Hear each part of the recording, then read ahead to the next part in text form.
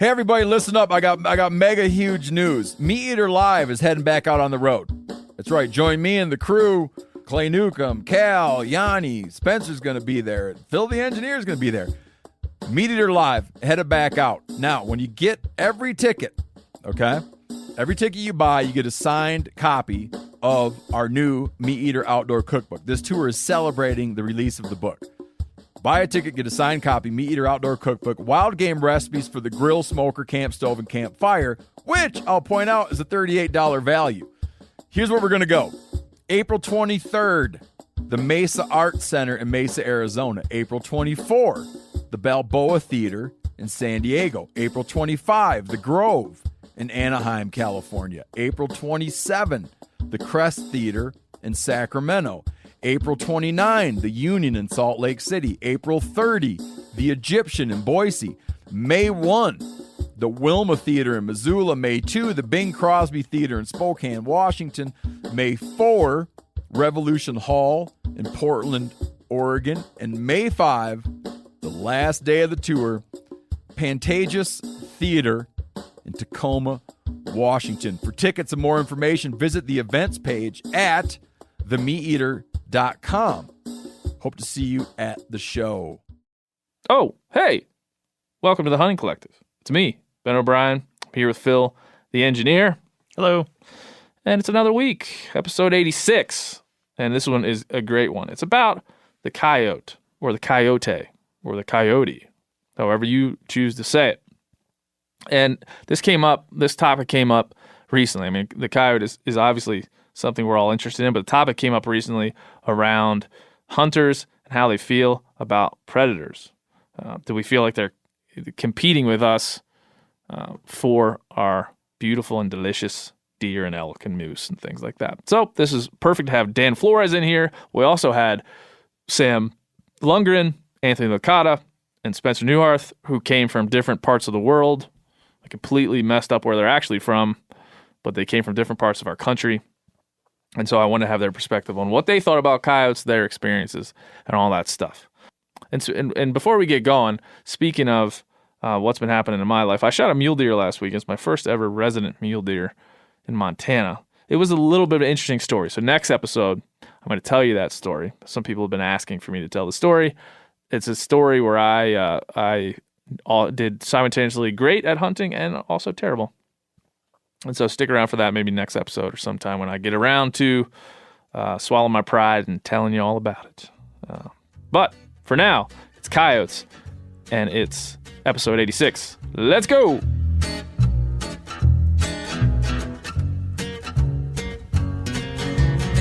I guess I grew up on an older road. A pedal to the metal, always did what I was told. Until I found out that my brand new clothes came secondhand from the rich kids next door. When I grew up fast, I guess I grew up mean. There's 1,000 things inside my head I wish I ain't seen. And now I just wander through a real bad dream, or feeling like I'm coming apart at the seams. But thank you, Jack Daniels, number 7. Hey everybody, episode 86 of the Hunting Collective, coming at you from freezing cold Bozeman, Montana. It's like negative degrees out, everybody. Very cold. Phil? October. 9 below in Belgrade when I got up this morning. Oh my Lord in heaven. Phil's upper lip is warmer than most. Preparing. Yes. It's filling in nicely. Yeah. It's filling in nicely. Anthony Licata, could you please describe Phil's mustache as it currently sits? It's really gathered steam over the last couple days. Yeah. And come into its own. Are you fertilizing it with something? No, it just knew it was being underestimated, and it came out fighting.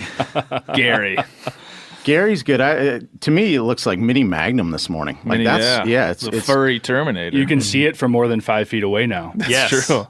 That's true. That was I don't the want goal. to. I don't want to like try to wipe it off like I did earlier. Like it's something on your lip, man.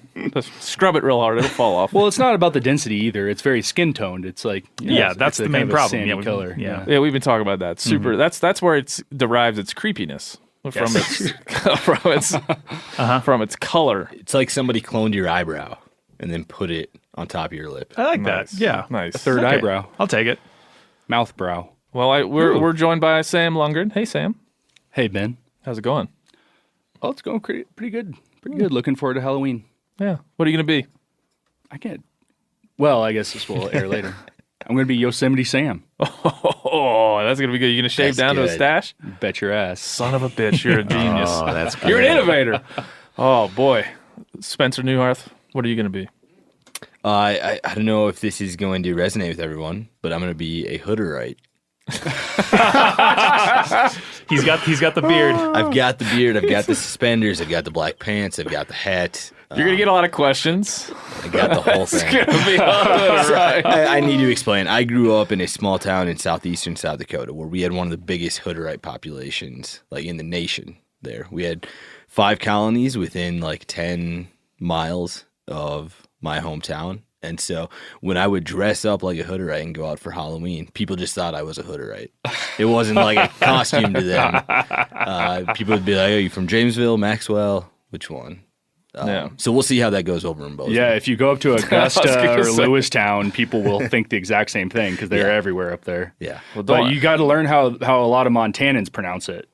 Hooterite. Hooterite. Whoa. Hooterite. Like That's like with from 2 O's. Where I'm from in Maryland. Yeah. Similar. There's a fair amount of them here, though, in Montana. There's So a lot of them here in Montana. It might hit. Don't right accidentally stumble into a colony and just stay. I already have the clothes. I might as well right. just hang out. Phil, what are a you lot going of to good be? hunting. This will. You're not breaking any news because this will air after Halloween. Well, I'm breaking the news to the staff here, I guess. Yeah, please. Yeah, okay. Well, we've gone over how Seth and I were going to be Doc Holliday and Wyatt Earp. Yeah. Like a realistic take. Yeah. It's going to be fun. Seth's gone. He's going to be gone tomorrow. He's not dead. No, Seth's gone. Rest in peace, Seth. Rest in peace. Signs West, R.I.P. He had a beautiful mustache. I'll take Yes. your Instagram followers. Let's move on. He was following the weather. He was chasing tornadoes. He's gone. But no, so I'm still going to do a cowboy thing, but I'm going to be Doc Clawliday. It's a White Claw themed cowboy. Oh my god! Yes. Oh my god! Phil! Oh, That's so that good. takes Yes, it. I've got some construction to do tonight. Without giving anything away, it's gonna be fun. Yeah, I'm speechless. yeah. I'm speechless. Thank you. Thank you for your service, Phil. I'm your huckleberry flavored White Claw. Yeah. I'm your black cherry. No, I thought of this. I'm Yes. your mango. You can say something like that. I'm your natural lime, which of course you don't want to be that. That's a terrible flavor. Disagree. Pamplemousse. Hard disagree. You're gonna. I'm a natural lime man. Oh yeah, you sure are. You sure are, Pam Allred. Anthony Licata, what are you gonna be? We're the only two. Well, I was gonna say we're only two fathers. Phil's a father, but Yeah, I got to rethink mine. I got to think of something I can wear that'll still come through with a lot of outer layers if it's going to be this cold. Yeah, That'll yeah. work with a snowsuit. Yeah. Were you planning something that was like pretty skimpy? Yes, or- I okay. usually do the Yeah. sexy whatever theme. Yeah, That's yeah, kind yeah. of my thing, Yeah. just I like get it. a I see it. college student. yep. No, my plan, I have to rethink it, honestly, because I was going to be an angry clown, which is kind of a go-to for me. It's kind of my thing. Yes, right in my wheelhouse, angry clown. The wife I'm loves so it. glad you're rethinking that. But I have to film something tomorrow, and the makeup just takes like days to get off. So I got to rethink that. Oh well, I got it. just started laughing when I saw that email from Annie that we're all filming and supposed Yeah. to look serious for once in a filming thing. I'm like, that's Halloween. immediately before the costume party. I'm gonna have a big ridiculous mustache. I'm gonna have to find a way to put White Claws into my costume. Yeah, if you want to. You didn't tell us. Yeah. What, you What are. about you? I'm just gonna be a T-Rex. You know Okay. those big blow-up T-Rexes? Uh-huh. With yeah. the fans I'm gonna built be into that. the costume. It's simple, but I find hilarious. Oh, they're great. Because Oh, I'm it's definitely very gonna funny. I'm definitely gonna be chasing Doc Clawliday around, whack you with my tail. yeah. We need to do like gonna one be of good. those time lapses where people chase each other. Yeah. the Benny Hill thing. Yeah, the Yakety exactly. Sax. Dun, dun, dun, yeah. Yeah. Has anybody been watching the World Series? Spencer, you probably have. You like baseball? Oh, A man. little bit of a sports ball fan. You like sports ball? It was a great game last night. I keep getting emails. I got at least one email that says I look like Adam Eaton. Burn. What a loser! It's a burn for him. I don't know who that is. Jacob Holtz wrote in and said, "How has been able to both be in Montana bagging muley bucks and in Houston banging dingers? That's not right compliment. It could be worse. It could be worse. That's good. I would love to be on and playing in the World Series right now. Sure. Playing in the World Series. We're not supposed to talk about sports, right? Yeah, stick to Steve's hunting. not here right We're now. supposed to be. Stick to hunting. You think Stick to Steve is hunting. listening to this? He's probably got mics under the table. He might. Anyway, it is a good World Series. It's Last an night, awesome, Game terrific 6. game. I'm Tonight, Game 7. Stoked for tonight. Yeah, Game 7's always good. Always good. I'm looking for the Nats to win.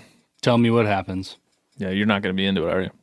We need Nope. to record 2 scenarios. One where we predict the Nationals win. Oh, yeah. The other one we predict the Astros Tonight? win. Hold And on, then Phil. Phil can cut it up too. Okay, Phil. Astros are definitely going to win. I'm thinking probably 4-2. Take a quick break here. Nationals definitely going to win. Thinking probably 3-1 or something like that. So either I'm a big Nationals fan. Yeah. Okay, I'll make that flawless cut. Is that good? Cut that up for me. Yep. Thanks, man.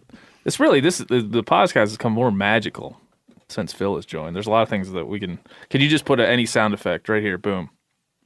Yep. I'm your huckleberry. Thanks. That was fun, right? That was fun. Yeah, sounded great. Unbelievable. Last week we had Clay Newcomb on. You guys all know Clay. Yep. And Clay said a lot of things, but he came from the camp of we should support all legal hunting. That was what Clay was arguing for, right? Any legal method of hunting, we shouldn't give up any more. The shifting baseline theory, like we shouldn't give up any more of our culture because people don't agree with it. Guard the gate. Guard the gate is what he kept saying. Mm-hmm. Adam Smith wrote in and just said a lot of things. What he said, as for the most recent THC with Clay Newcomb, I want to say I agree with the sentiment of everything you guys said, but the one thing I didn't agree with was Clay's statement about supporting every legal method of hunting. Although I can't think of a legal method of take that I have a problem with, I would never ask someone to compromise their moral compass to support something I believe in. So that was most of that conversation. He goes on to talk about trapping coyotes, which we're going to talk about. And so I think all of today's topics are kind of woven into this topic. So, Sam, you want to give us your thoughts on compromise and hunting and legality and all that good stuff? Oh man, you told me to just think about coyotes. Yeah, but it's all a part of it. Yeah. I like Clay a lot, and I think he gives one of the most impassioned defenses of bear hunting out there, and has at least altered my perspective and hesitance about hunting bears over bait and with hounds. That said, I don't think you should believe in something or support something simply because it's legal, because laws change, governments change. Like that's as much in flux as any other thing in the world. But like I think ethics are a little bit more steady. And so I don't think that's a good justification. I think things should be justified on their own merits, not simply leaning on the grounds of the current laws surrounding them. Yeah, Adam brings up coyote contests as being, he has zero problem with predator control, but he has a problem with coyote contests, right? The optics of it, but also the practice of it, right? Well, So, yeah, and for by Clay's own standard there, I mean, you could perhaps say that there are states that are currently trying to ban coyote contests. I think New York and New Mexico. I could be wrong about that.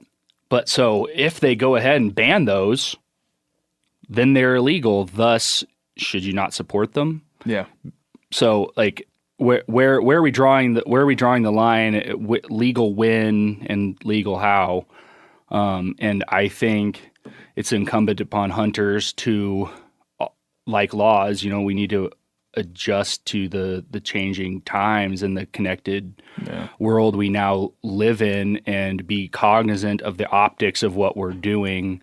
And I think everything we do as hunters needs to be defensible in a conservation in a conservationist light, and some things veer a little bit more towards just kind of bloodthirstiness and killing, and it's less it's not something that it stands on shaky ground, I think. Yeah. And so we need to be highly aware of that if we are to grow our ranks and persist as a culture. Yeah. There's a lot of it. My feeling is we're always kind of moving and shifting what we do based on like cultural norms and accepted ideologies. It's uncomfortable to admit that, right? There's things that we don't do that were being done 50 years ago. I mean, we're not going to like gaff a shark and have like 2 gaffed sharks on the dock. We're just not going to do that. Like we're not doing that because we're snowflakes and we want to change how we think and feel. We're doing that because our world has shifted. We have perspectives have changed, experience has changed. Like the natural world has changed. So we're not going to just kind of follow along with the same kind of like everything's legal. This is all good. We've always done it. So we should always do it. And animal populations are fluctuate as well alongside those laws and our ethics. And take sharks for example. Worldwide, their populations are greatly diminished, and so while shark finning might have been acceptable at one point, maybe it isn't anymore because it's pretty wasteful. Yeah, and there aren't as many of those animals as there once were. And as you'll hear from Dan Flores here in a little bit, he's talking about trying to understand the history of an animal, right? For us to think that we could remove the coyote from any ecosystem, he feels, and I agree, is pretty foolish. I mean, it's to remove predatory, canids from any ecosystem was our idea. We came up with it. We said, let's get rid of all these things. We don't want the competition. And so then when they started to move back into places like the East Coast, then we're throwing our hands up like, wait, what do we do? We kill them all? What do we do now? His argument, which is a pretty good one, is like the natural world was never going to tolerate no predators.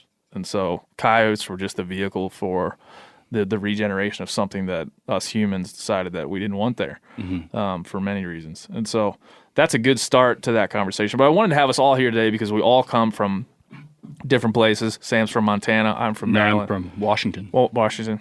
You live in Montana now. Correct. When you grow up on the East Coast, Anthony, you get to the West is all one big chunk of land. Right. You don't know what state's what. Right. Trying to save myself there. New Jersey. I'm from Pennsylvania. Let me correct. Fuck, man. Oh, man. No, let's actually correct that. I'm just going to say Canada. I am from Montana. I like that better. Please. Now that I think about it. Do what I say. Yeah. Pennsylvania, Maryland, South Dakota. Did I get one right? I got my own North right. Dakota would have been like the Damn joke. It. No. That'd have been the joke to go okay. for. Yeah, South Dakota. Well, this was a disaster. I don't know where anybody's from. Phil, where are you I'm from? from Washington State. All right. Jesus, man. I don't know. I don't know where I was close, at least, in each of my guesses. You got yourself right. I got myself right, I think. I have to think about it now. Anyway, we're all from different parts of the country. And growing up, we all hunted. And we all, I'm sure, have experiences of coyotes either having been on the landscape or moving back into where we lived and where we hunted growing up. And so it's interesting kind of the different experiences. And we talked with Dan a little bit about that being a unique experience. Coyotes are now in all the 48 states. They'll eventually find their way to Hawaii, I'm sure. And so we're not going to reverse that. We're not going to go back in time, I don't believe, and reverse that things. But we've all lived in a generation where we saw, at some level, the matriculation of the coyote across the country. So I think it's interesting to at least talk about that. So we did talk. Dan and I talked about my first experience of seeing coyotes for the first time when I was a kid. And my dad saying, I haven't seen those around for a while. That being interesting to me. So, Anthony, do you have first memories of when coyotes started to? Yeah, absolutely. I grew up in a real rural part of Pennsylvania and always hunted. And when I was growing up and hunting in the late 80s and early 90s, especially the beginning part of that, it was very rare to see a coyote or to hear one. Like if you saw one, while you were hunting, you told everybody, hey, guess what? I saw a coyote. And in the course of 10, 15 years, now I see coyotes probably about half the time I'm out hunting. So definitely they've come into the landscape, and there was a lot of concern about what they're doing to deer populations. And Pennsylvania has done a really great job doing fawn mortality studies. And, what's really interesting is what they found. They've done these studies a couple of times is that half of all fawns die from predators, from predator mortality. And the big three in Pennsylvania are bobcats, coyotes, and black bears. And black bears kill more fawns than coyotes do. Yeah. And it's funny because when people talk about the deer population, and to cut to the takeaway, it's not it's not decreasing deer numbers. They feel that, if deer numbers were down, that is not the way to manage it. It's just not very effective. It would be through hunter harvest. But it's funny, people worry about having too many coyotes, what they're doing at deer. Nobody says that about black bears. Everybody wants more bears, and the bears are eating more deer than the coyotes do. Yeah, it's all about what we think about the animal, right? And Right. Dan goes into kind of like some of the propaganda at the turn of the century and later about, what do we do with coyotes? Coyotes are the scourge of the West.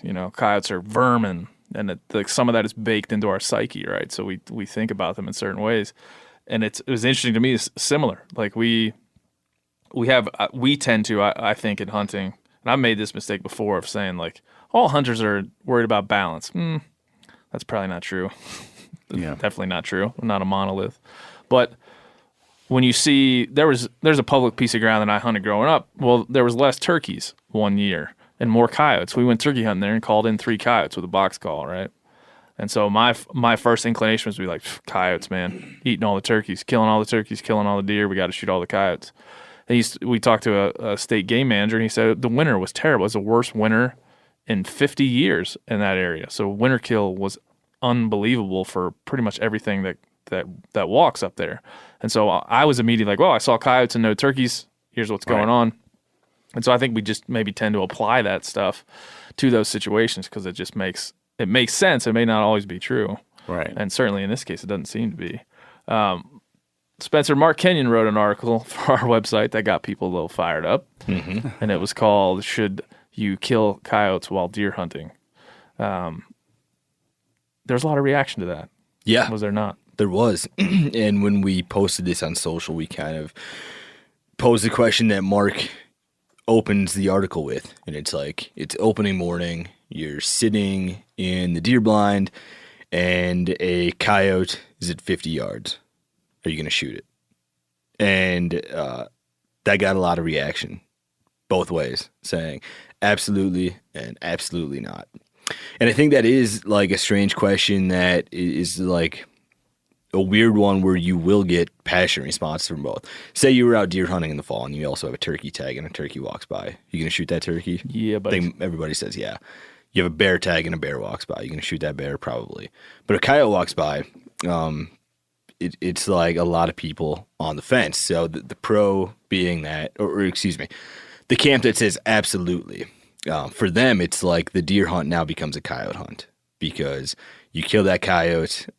Your goal is to have more deer, and so you just got rid of something that is going to boost deer populations. Yeah. It's like that's why people were doing. People who didn't want to do it, the reward just isn't worth the risk that you've boogered up the rest of the morning. A lot of people say the only thing worse than the smell of a coyote is the smell of a dead coyote. So why would you do that on opening morning and potentially risk, the deer in the air spooking? Yeah. It's to me, I've come across that scenario many, many times, and I don't think I've ever shot the coyote while deer hunting because I'm deer hunting. I have shot coyotes. I have coyote hunted. I've killed coyotes. To me, that's a different kind of hunt. When I'm coyote hunting, I'm calling them in. It's a different thing that I'm doing, and I'm doing it for different reasons. It's a different activity, and so that's why if I shoot one just while I'm deer hunting, I am afraid of messing up my deer hunt. I don't know if it will or not, but it's also that's not why I'm there. If I want to go hunt coyotes, I'm going to hunt coyotes, not just take one from a deer stand. Yeah, I mean, there's some level of like, are you opportunistic? But to me, it comes down to when I read all the comments on social. And we talked about this briefly with fucking Barry Gilbert keeps coming back. Barry Gilbert, and I just said, look, I don't think in general, none of the hunters that I know have a hatred for predators, right? Whether we're talking grizzlies or coyotes or wolves or whatever. And the connotation that he was laying out there was basically that we don't want the competition for the deer. We want the deer ourselves. We want to kill all the deer. We don't want anything out there that's going to mess with that balance. My general point to him was, I think we're all out there for balance. We want the right number of coyotes, the right number of deer, the right number, so we're not. But I got hammered by a lot of listeners saying, like, you're not right. Just go to the Arizona hunting Facebook page and you're going to see that there's a bunch of people that are like, kill all the coyotes, more coyote contests, more hounds for coyotes, more whatever to rid this country of the scourge of coyotes. And you'll hear from Dan Flores what he thinks about that. But I'm interested in what everybody else thinks, what you guys think about coyotes. Why is this happening? Well, I think something we should address, which I think is the elephant in the room in this discussion, is that the science is relatively clear that hunting for coyotes does absolutely nothing to lower their population, and in certain instances, there are like peer-reviewed studies that suggest that coyote hunting for sport, not like for lethal removal, can actually boost populations, because a lot of times you're going to be killing the matriarch or the patriarch of the area, which throws the rest of the population into turmoil and can actually boost pup rates. And there's all sorts of studies about that. I've had this conversation a million times with people, and some hunters, you just see their like eyes roll back in their head when you say that, and I'm sure that's happening to a lot of people right now. But I encourage you. I wish I looked up the studies beforehand, but I'd be happy to dig that up again. I'm sure Dan Flores has it. Yeah, I mean, I'm sure he does. But and some people see it as kind of 1-to-1, like you kill a coyote, there's one less coyote. Like how the math couldn't be more simple, you idiot. But I've talked to a number of biologists about this, and they're like, yeah, guys, it's the same with wild boars, where like a lot of states are banning boar hunting because hunters are bringing them in, and hunters have zero effect on populations, because if you go out and shoot 3 coyotes in a day, like there's, that area you're hunting probably has 50. Yeah. Yeah, there's a couple things to that. We talked about, Dan, a little bit about mixed messages that state game agencies are sending, and so you go to, say, Wyoming, where they'll pay a bounty for you to kill one, right? And there's other states where you still have to have a trapper's license to even hunt them, which requires going to the library and paying money to take a class. And so we, as a country, we kind of have a prescription for ungulates and deer. We know kind of what we're going to do. We're going to survey carry capacity, and we're going to assign tags based on a number of structures. With coyotes, it's like it's a little bit all over the board. There is, I'm sure, within not only the biologist community, but within game manager communities and state game agencies, different opinions about this. And it's clear based on what's out there as far as regulations. I mean, they're all over the place. And there was a time when I want to get it wrong. I think North Carolina had a bounty not too long ago. So I mean, that's, to me, as somebody who always is talking about our model of conservation, this one's it's thrown off a little bit, because there isn't one way that this is handled. Yeah, absolutely. And a lot of people in the especially in the context of what Mark wrote about, a lot of people want to give themselves a big old pat on the back for killing that coyote. And then I know guys who like, go out on a weekend in February and kill 20 of them, and they are just high on life, and they're like the saviors of deer hunting in Montana. And I think that perspective is, is questionable at best, but many game departments are encouraging that. And I think there are, there's also folds to this, because some people are doing it around calving time for ranchers, and ranchers will give you a pat on the back for going out and hunting coyotes around their birthing cows. And so there's a lot of different contexts we can talk about here, and problem coyotes, like if it's an individual you're targeting that's causing problems, then sure, maybe that is beneficial to you or to someone in agriculture. But you'll hear that later from Dan Flores. He feels like there are, just like individual humans that cause issues, there are individual or groups of coyotes that become problematic, and to target those, he feels is proper based on balance and cohabitation, things like that. But for me, there's two other points that we should talk about. One, we love it when the gloves come off. Like, we love it. I'm sorry, but humans, we have all these like value systems and structures built around killing stuff. Boy, do we love it when somebody says, kill them all. Like, it is clear. And so I think that feeling is connected to, like, I'm a hero for killing a coyote, right? So there's a connection there that you have to tell yourself you're doing it for this reason. Right. regardless of what information surrounds what you're doing. It's like the mob mentality, man. It's like when people say there's no rules, they go smashing grocery store windows Yeah, and stuff. same thing. And then there's the other like nature is metal idea that like we gotta let people know how terrible it is for a fawn to get ripped out and eaten up by a pack of coyotes or whatever. So there's we also want to like acknowledge predatory instincts and the predators in the wild and how harsh that is and not water that down. So when that engenders the feeling of, oh, I shot a coyote, I saved a fawn from this terrible death. There's mercy in that. So all that shit is wrapped up, I'm sure, in the more modern issue we have with coyotes. Yeah, it's like you're told, okay, your season is only 2 weeks long. You have to get a tag. You could only do this. You could only do that for most of hunting.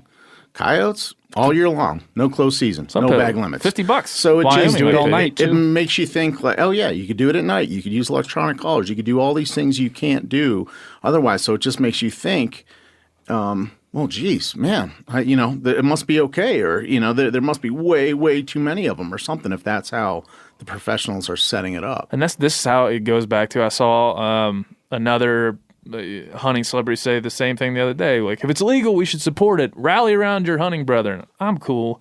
That's a real simplistic way to express hunting. Like, it's easy to go, yeah, woo, yeah, everybody's awesome. Solidarity. And I get it, man. I get that feeling. I have that feeling too.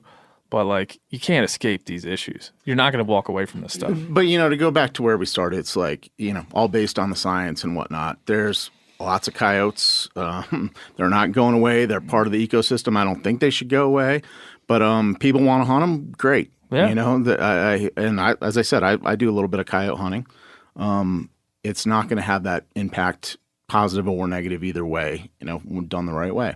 I said this, and just being flat honest, to Dan, and you'll hear it, I just said, I'm at a point right now with coyotes and my own hunting where I have a question rather than an answer. Like, my question is, yeah, I could shoot them. I've always shot them. I've shot plenty of them. I hunted for them specifically. I've called them in. I've done all these things. I'm just at a point right now where I have a question, like, what the hell, if all these things that I'm hearing and reading about these peer-reviewed studies and what Dan has to say are true, I'm just kind of question, should I shoot them? And if I do, why and when? It's just more of a question than it is what I used to think of not too long ago was like, if I see one, I'll shoot it. I'd like to introduce a different kind of philosophical track with this, and maybe you covered this with Dan, but in the context of hunting, I'm not certain that saving deer fawns is like the only possible rationale out there. Like the way I've actually never shot a coyote. I've taken shots at them. I've also passed a lot of shots at them. I passed one with my bow that I had dead to rights a couple weeks ago because I saw that it was nuzzling puppies. So I stopped me. But I've shot foxes and bears, and I think fur has an inherent value approaching that of meat if you're going to do something useful with it. And I think that has a rich history in this country. It was fur trappers that first colonized the West. And I've seen a lot of people do a lot of really cool stuff with coyote fur. And I think that is some justification. I don't know if it completely or not. But I think that is a valid use for it because another thing people will say is like, well, do you eat it? Like, okay, so then you lose all rationale if you don't eat it. But I think if you're using a pelt, then that's still a valid use of that animal, and then you can divorce it from like this bullshit of like, I'm saving the ecosystem by killing this coyote. No, it's like, I wanted to kill it and I wanted to do something with it. Yeah. And it's kind of unique to coyotes. Like, somebody doesn't trap beavers and then be like, got one, and just let it lay there and just walk away from a beaver. Yeah, you always see dead coyotes hung up on like a fence post or something. It's like bow fishing. It's kind of the same thing. That it's more about like the activity and the shooting and stuff than it is about the product that you have when you're done. It's kind of unique to like those two things. Yeah, and I think there's, if you want to like address the poles here, you got the kill 'em all kind of thing, and then you got the hunters like, I'm not going to kill one because there's no purpose. I'm not going to eat it. There isn't this urge from the ecosystem to have me eliminate them. It's not really doing, and so there's those two poles. I'm somewhere in the middle personally. Like that's where I just to be honest, I could rah say, killing coyotes is a tool for game managers and tool for state agencies, and we should continue to do it. I do believe that philosophically, but personally, it's hard for me to look at a coyote and think I better shoot that if I don't have any intent. I think Sam's point is an important one, man. I mean, I hunt coyotes in the winter for calling them in, and man, my brother made a terrific quiver for his cedar arrows for his longbow out of one of the hides.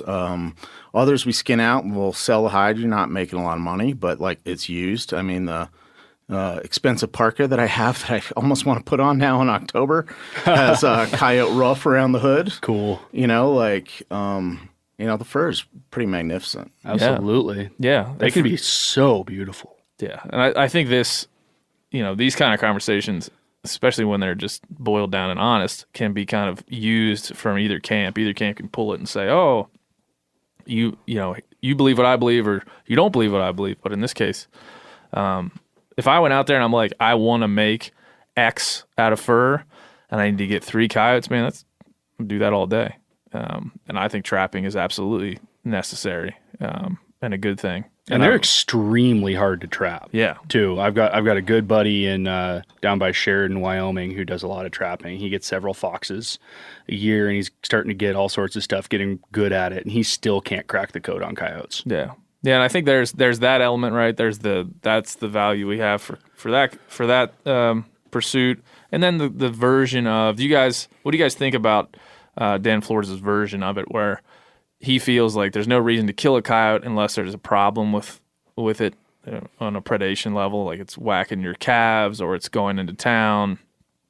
That's kind of what I believe the number he uses is 97%, but he talking about what he feels like the proper prescription is for how we interact, with coyotes on a level of when do we kill them and why. So he's saying when they're a problem, shoot them. If they're not, leave them be. I mean, I think, if you're going to shoot a coyote, just have a reason to do it. I disagree with him. I hunt other predators. I hunt bears. I enjoy coyote hunting because it is challenging. I do skin them out and sell the fur, but I'm not going to just shoot one and let it lay while I'm in a deer stand thinking I'm doing some good. Why? I mean, I just don't want to do that. I'd rather I've let coyotes go. I enjoy watching them. That's fine. But I don't agree with that there's no reason to hunt them. Yeah. Spencer, talk about, you're a deer hunter. You're our Midwestern guy, right? You're our everyman. Yeah, you're our Hooterite. That's right. You're from, where are you from? North Dakota, right? Yeah. The coyote hunting is like very much a part of the culture where I came from, because two big things in rural South Dakota are pheasant hunting and cattle farming. And so, like, my in-laws are cattle farmers, and when it's calving season and they hear a pack of coyotes in the shelter belt behind the farm, it's like a bit of dread there. And so to those guys and to the people who enjoy pheasant hunting, whether or not it's probably the same thing as the deer numbers, that you kill a coyote, you're not saving a whole covey of pheasants or whatever. It's probably the same thing. But in their head, it's the math, like Sam said, that you get rid of a coyote, you are saving a calf, you are saving a fawn, you're saving a brood of pheasants. So it would be hypocritical of me to say that you shouldn't coyote hunt, because I've done it a bunch. I enjoy the hell out of it. It's like some of the most exciting. It is fun, man, to trick a coyote and like see that thing come running in and shoot it. It's fun. So damn fun. So I'll do it, but I've like also in the last few years been like, this kind of feels wasteful, and it's kind of came to that with some bow fishing as well. I really like bow fishing, I don't feel that bad if I like shoot a carp or something like that. But if I'm just like killing a bunch of gar or buffalo, it's a little bit different because like they're a native species. They're there. I'm not eating them. So I'm like, man, I'm just like a wasteful person when I'm doing this. And so with coyotes, I'm certainly more selective. I currently have 4 coyote hams and 4 coyote backstraps in my freezer. We're going to cook those at some point. And I feel like that's going to kind of turn me somewhere or the other. Like, oh, you can eat this. This is fine. So then it doesn't feel so bad when I go out and kill a coyote, knowing that I am not like helping Mother Nature or something. Yeah. I think that's a pretty good analogy for or example of how kind of we all feel. I mean, I grew up, if you saw a coyote, you shot one. And then when I got into the hunting industry, I got invited on a lot of coyote hunts, and I went on a lot of coyote hunts and had a great time calling them in, learning their habits, understanding what they do. I mean, that's a pretty damn cool thing in and of itself, understanding what a coyote is and what they do and why they do what they do. So I think that's a pretty common, I would say that's just kind of right where I'm at. Like, I think that has a lot of validity. Yeah. And I think part of, what doesn't get mentioned in the context of predator control a good deal is that, you're kind of putting the fear of man in the population. And in my mind, that's part of the value of the proposed grizzly hunt, not to veer into even more conflict-ridden territory. That's what this. But that actually the name of this podcast could be conflict-ridden territory, and we'd be just fine. But like where I grew up in Western Washington, we thought that coyote hunting and hazing was good to protect people's dogs and cats, and cattle ranching communities, like just ripping shots at them at 700 yards, I think probably helps those ranchers in some small way if they're doing it consistently, to make those coyotes think twice about coming into the paddock to mess with newly dropped calves. And I mean, I'm sure it doesn't do anything for pheasants, but they are very sneaky, and they can be extremely bold. And I think in a lot of the the suburban communities on the west and east coast, more hunting and more pressure on them certainly could have a positive impact for reducing conflicts with pets and with people. For sure. Yeah. Hey everybody, listen up. I got mega huge news. Meat Eater Live is heading back out on the road. That's right. Join me and the crew. Clay Newcomb, Cal, Yanni, Spencer's going to be there. Phil the engineer's going to be there. Meat Eater Live, headed back out. Now, when you get every ticket, okay, every ticket you buy, you get a signed copy of our new Meat Eater Outdoor Cookbook. This tour is celebrating the release of the book. Buy a ticket, get a signed copy, Meat Eater Outdoor Cookbook, wild game recipes for the grill, smoker, camp stove, and campfire, which I'll point out is a $38 value. Here's where we're going to go. April 23rd, the Mesa Arts Center in Mesa, Arizona. April 24, the Balboa Theater in San Diego. April 25, the Grove in Anaheim, California. April 27, the Crest Theater in Sacramento. April 29, the Union in Salt Lake City. April 30, the Egyptian in Boise. May 1, the Wilma Theater in Missoula. May 2, the Bing Crosby Theater in Spokane, Washington.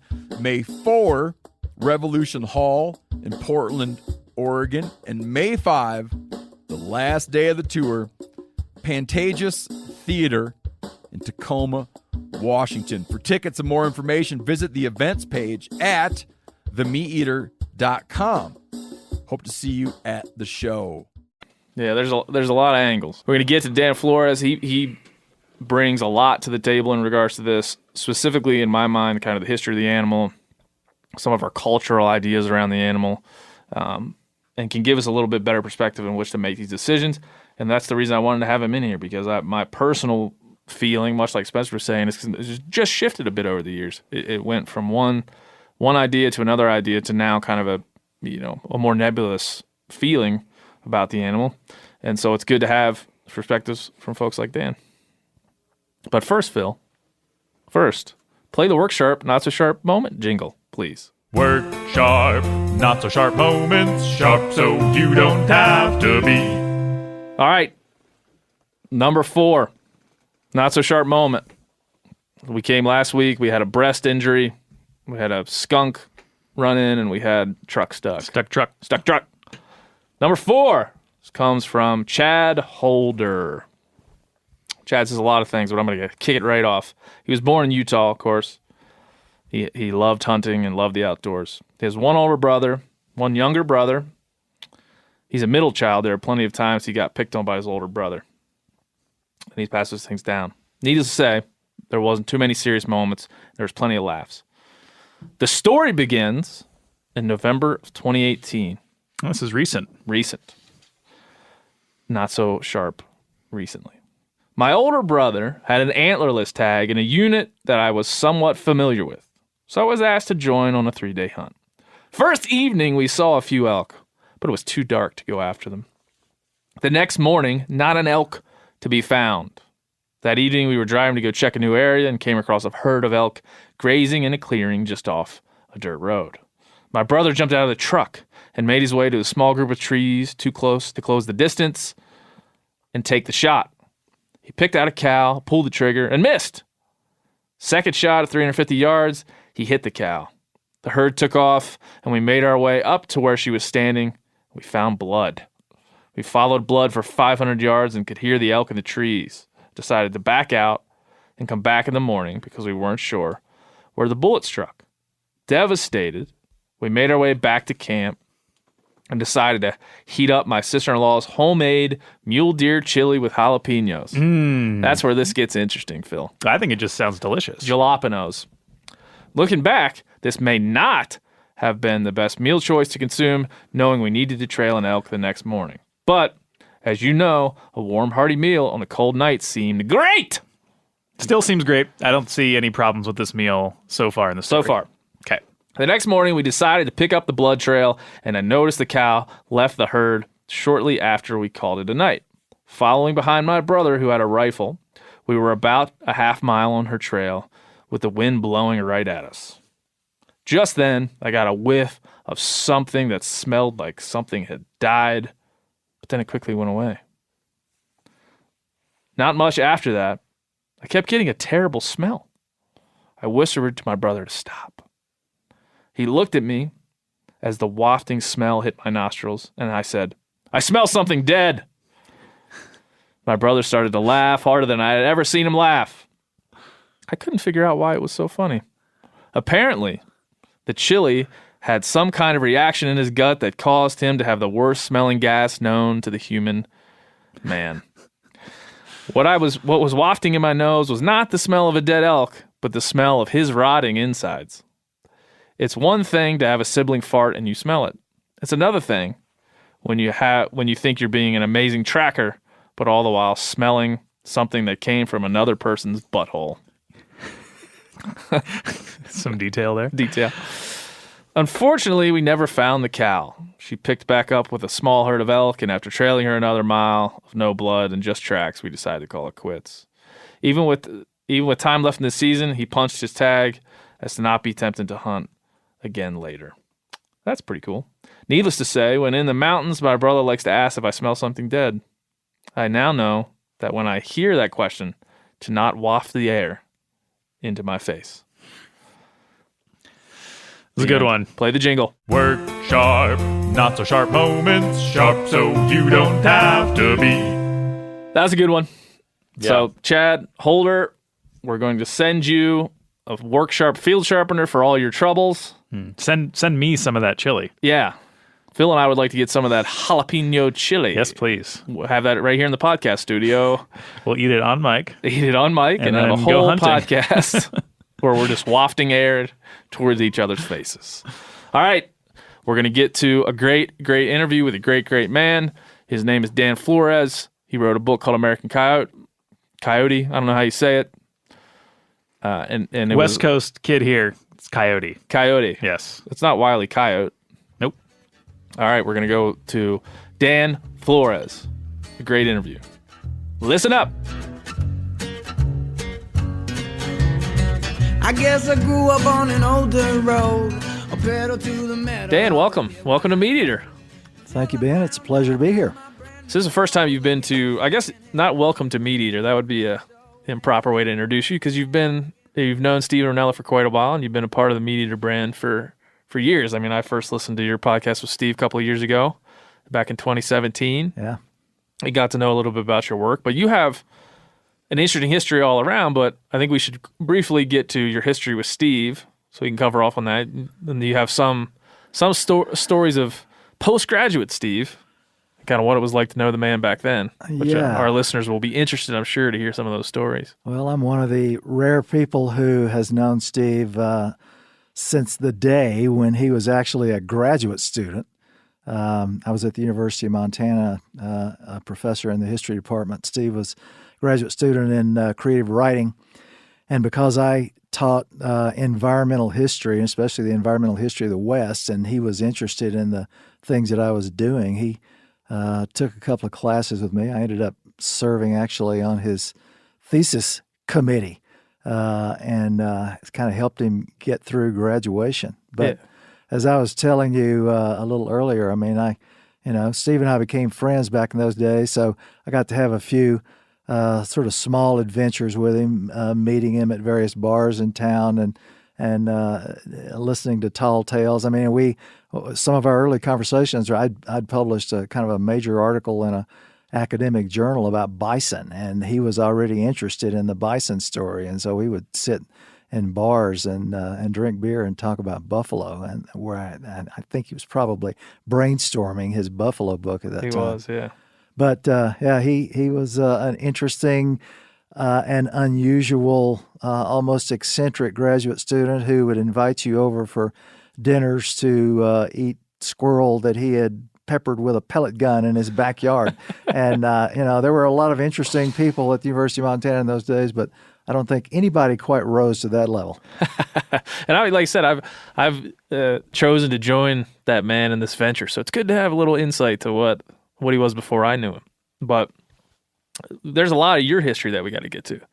And like I was saying before, hopefully folks that have either listened to the Joe Rogan podcast that you were on or listened to the Meat Eater podcast that you were on are generally familiar with your book, Coyote America, kind of your work in that realm. But what I wanted to do maybe differently in this is just find a little bit about you and how you got to that point. One, when you met Steve, when you're deeply immersed in the history of this country and like the wild places, flora and fauna, and how you got interested in that and why it became, something that mattered in your life. And so it all starts, you were telling me some stories about Louisiana. It all starts indeed as a boy in Louisiana. Where were you born? Exactly. Well, I was born in a place that most of your listeners will have never heard of, a town called Vivian, in northwestern Louisiana, which is just up north of Shreveport. My family had been in Louisiana really since the founding of Louisiana. My first ancestors had gotten there in 1716, so we've actually been there for more than 300 years. But we had been in the Natchitoches area, which is the original European town in Louisiana. It's 4 years older than New Orleans. It's a beautiful area, too. Yeah, it's really a pretty area. And so that's where my family was from Natchitoches. But we had moved during the 30s up to the Shreveport area because my granddad had gotten a job with Standard Oil when the East Texas oil field came in. And so that's where I ended up growing up in northwestern Louisiana, with East Texas about 4 or 5 miles away, and Arkansas about the same distance away. And it was kind of, as a kid, I was always somewhat proud to be in Louisiana with its interesting colonial history rather than those other two places. Yeah, and it's not only a rich history, but a rich culture, that we all understand kind of in the lexicon of American culture as a whole. We understand like these micro points that are very interesting. Texas has a very interesting culture, but I think Louisiana may be at the top of the list. There's a reason that every reality show on the Discovery Channel is dudes in Louisiana doing something. Oh yeah, because those dudes are pretty far out for one thing. Yeah, it's got an interesting history. I mean, it starts as a French colony. Louisiana is owned by Spain for about 40 years. I mean, a lot of people don't know that, but when the United States acquires Louisiana from France, from Napoleon in 1803. In order for Napoleon to sell Louisiana to the United States, he had to get it back from Spain 2 years earlier because Spain had had it up until 1800. So it's got a very interesting mix. New Orleans was a kind of a cosmopolitan place that attracted folks like San Francisco from all over the world. I mean, there's an Irish quarter in New Orleans, and there's an Italian quarter, and so it's always been a kind of an interesting mix of people, and with a lot of different languages spoken. I mean, I didn't grow up speaking French, but 2 or 3 generations back in my family, they still spoke French. They were Catholics. I mean, it was the classic kind of Louisiana colonial world that my family came through. Yeah, and your first kind of introduction to the outside world in Louisiana, I'm sure there's a lot of paths you could take. But what do you remember your first kind of, as a child, insights into going outside and doing things in Louisiana? Well, I remember having to, in order to see out of the thickness of the forest, finding a hill, which I located when I was probably about 7 or 8 years old, riding my bicycle. I found one of the highest hills in the Red River Valley, on the edge of the Red River Valley, and I would go ride my bicycle to this hill, climb up to the top of it, and then climb to the top of the highest tree on that hill so I could get above the vegetation and see out across the landscape. I mean, and that became kind of a touchstone for me for many, many years. Even when I was in college and graduate school, almost every time I would go back to Louisiana to see my folks, I would go out to that particular hill and climb up in that tree just so I could get a view of the country. Because I think what I was hungry for was what I ultimately found by moving to the West, which was a way to get to see the countryside spread out for miles and miles distant.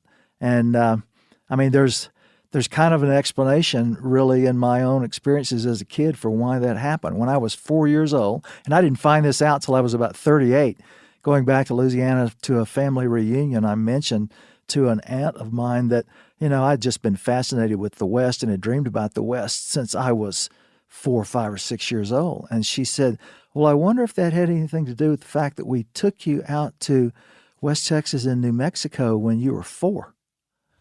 And all of a sudden it began to come back to me. They were my earliest memories as a kid of being at the foot of big, towering red cliffs with a cobalt blue sky and these white cotton ball clouds in the sky. And I knew that landscape wasn't in Louisiana. And suddenly I realized it was because when I was 4 years old, my family had taken me to the West. And that had given me a fascination I never really let go of. Yeah, that's interesting when you think of why is you do these things, and what about a singular visit when you were 4 years old, of all the things in the 4-year-old psyche that could attach itself to your future motivations. Why is it that picture you just so well painted is exactly kind of what led you later in life, much later in life? It becomes kind of a motive to go west. Yeah. And I think probably, as I've looked back on it and thought about it and tried to pull those memories up from my deep subconscious, I think it probably had to do with the fact that landscape was so dramatically different in the West than this green, verdant, densely vegetated world that I had grown up in Louisiana. Yeah. And that's one thing it's interesting. I mean, you end up as a history of the American West professor. That's right. Of all these things coming from that. But talk about in Louisiana, your experiences outside. Like, who drove those things for you? Was it your parents? Was it friends? Like, what was the core of your going outside and being interested in the outside world when you're coming up? Well, part of it was growing up in a small town where the margins of the forest were within a couple of 100 yards of my parents' home.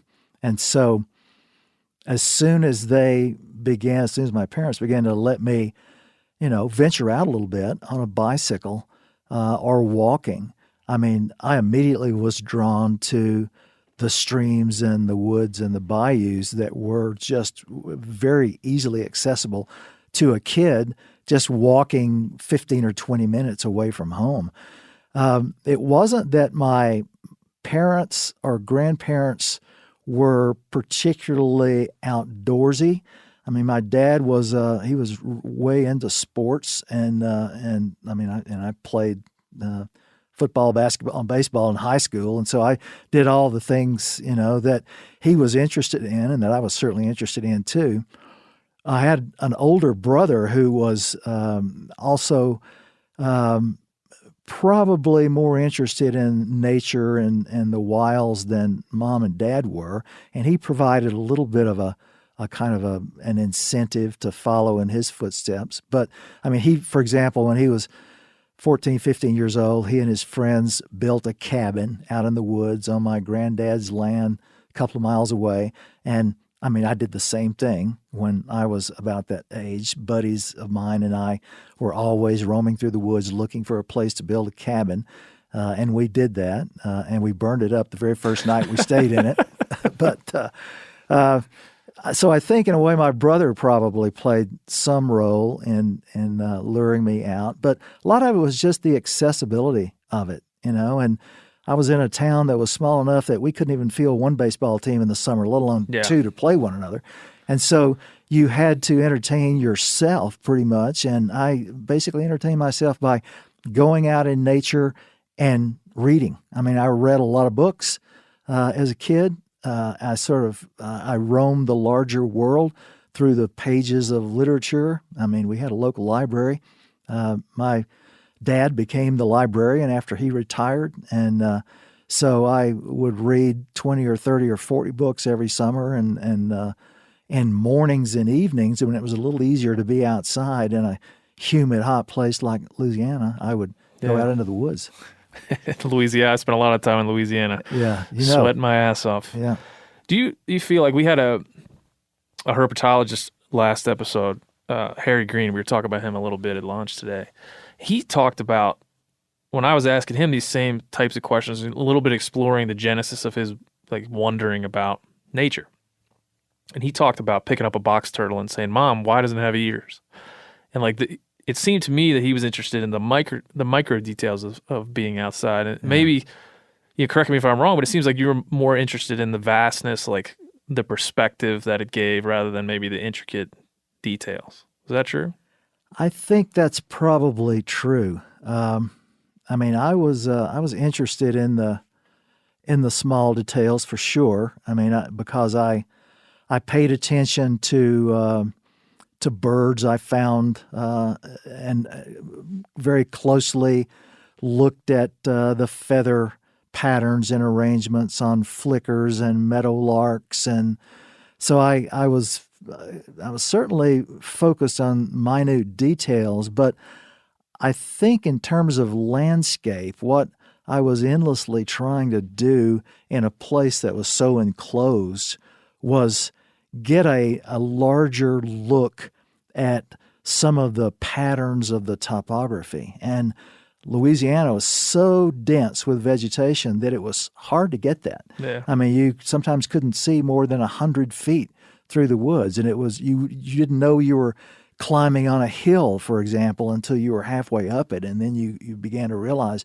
just as a result of the ascent, that the topography had changed. So for some reason, and I'm not quite sure exactly why I was intrigued by topography and views, big views. I mean, I've sort of speculated in a couple of my books that it has something to do with, genetic memories. I mean, I think people all over the world, because we evolved on the African savanna, what we find really compelling everywhere in the world are open landscapes where you have herds of animals and predators and that sort of thing. And I think without understanding why I wanted to do that, I always had this need to be able to see.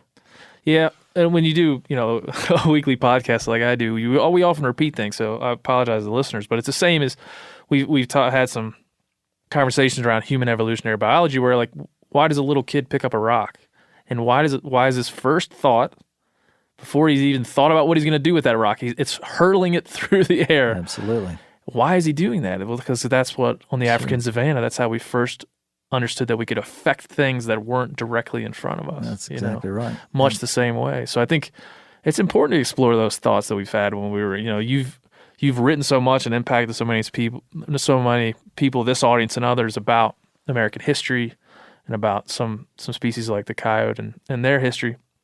It's important to understand those things, like why you bent that way when you did. And I always manage somewhere in my books to get some paragraphs or pages of that ilk in, because I think it's important to understand who we are as a species, because it helps us get a handle on our motives, on why we do some of the things we do. One of your favorite from Coyote America, your book, was it 2017 that was published? Yeah. One of the favorite passages when you're talking about as a boy, being in suburban Louisiana, reading the newspaper, and you had an encounter with a couple of coyotes. Tell people about that one. Well, I was I think about 13 years old, and so this probably planted the seed of ultimately writing a book about these animals. I had seen the year before a Walt Disney, it was called Walt Disney Presents at the time. It hadn't quite yet become The Wonderful World of Color. But Walt Disney did the first of what became 6 of his coyote films in the 60s and 70s, and it was called The Coyotes' Lament. And I had sat and watched it. It's this kind of hour-long animated cartoon where Walt Disney decides that he's going to tell the coyote side of the story of American settlement. And so it's kind of a remarkable film. You can, by the way, Google it. It's on YouTube. You can watch it. Yeah. And so I had watched that. I was fascinated by what I had seen. I was fascinated with the animals, but of course the film portrays these animals as animals of the West. And, since I'd been 4 or 5 years old, I'd been intrigued by the West. And I'd had the experience sometime along then of driving with my folks down Highway 1 and south of Shreveport, or north of Shreveport, I think. And we had seen a canid run over on the road. And I could tell as we went by it wasn't a dog. And so I made my folks stop the car. I got out, went out and looked. And it was a gray fox. And I'd been really intrigued by looking at this animal. In fact, I think I made Mom and Dad open the trunk and let me take it home, and I skinned it and made a rug out of it and was really intrigued by it. And so I mentioned to a local hardware store owner a few days later that, I'd love to see a fox out in the woods. And he said, well, we just got this thing in. It's only a couple of bucks. Why don't you buy it? It's a call that sounds like a dying rabbit. And you could take it out in the woods and you might be able to call up a fox and see one.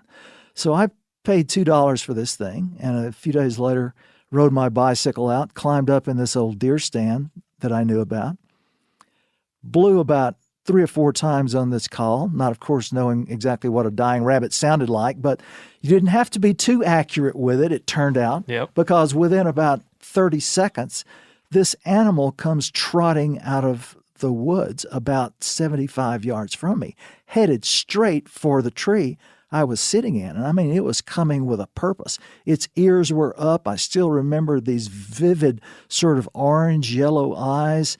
It crossed through a clearing where the sun was shining, and I could see this kind of chestnut fur rippling on it.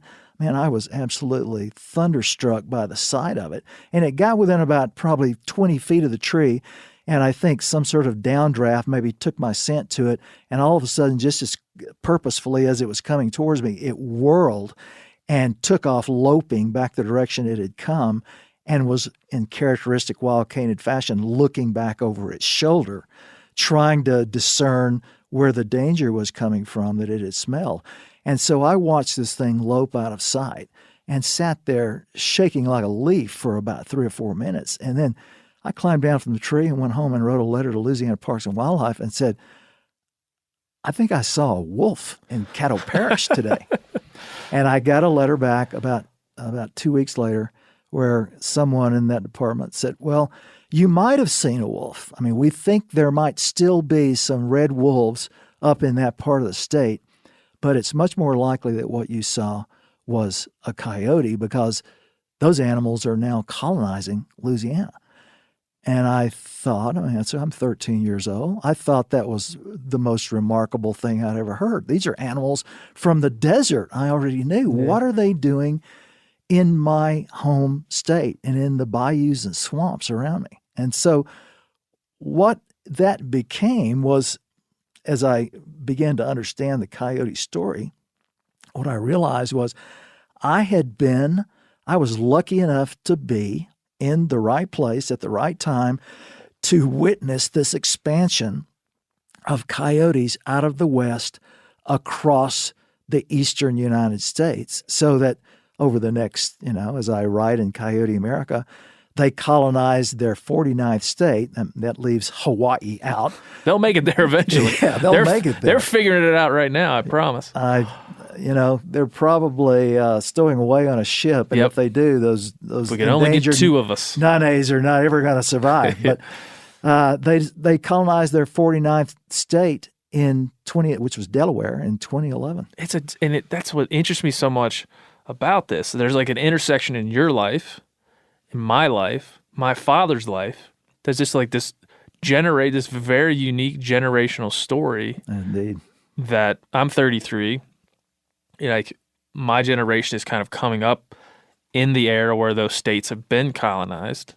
Your generation prior has kind of seen the colonization, but there's this interesting intersection between, I would say, our two generations where we've been able to witness the change in this landscape, the immense change in this landscape that's come from the introduction of the coyote in many places east of the Mississippi. Yeah.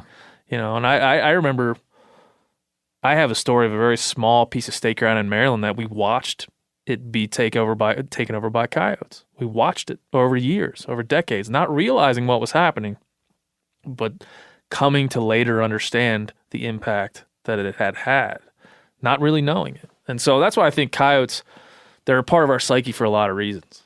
But I think those of us that are hunters or even just outdoorsmen that have seen this matriculation over these decades, or less than that in some cases, it's an amazing story of the natural world and our generational theme. Yeah, well, it's their version of Manifest Destiny. Yeah, except they went from west to east, and and the reasons they did it are numerous. But one of the fascinating parts of the story is that their range now not only encompasses all the provinces of Canada, Alaska, all the states of the lower 48, all 49.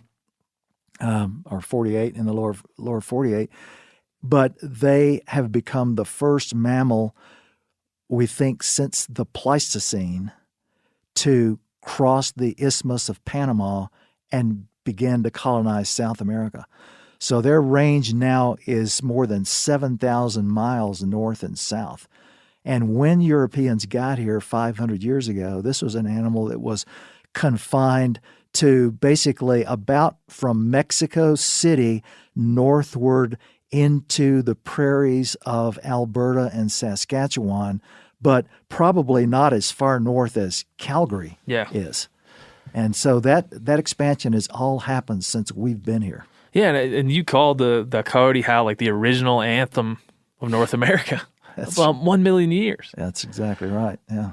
And again, it always just strikes me and is excited to me about this conversation and about thinking about coyotes, how much has changed over the last decades.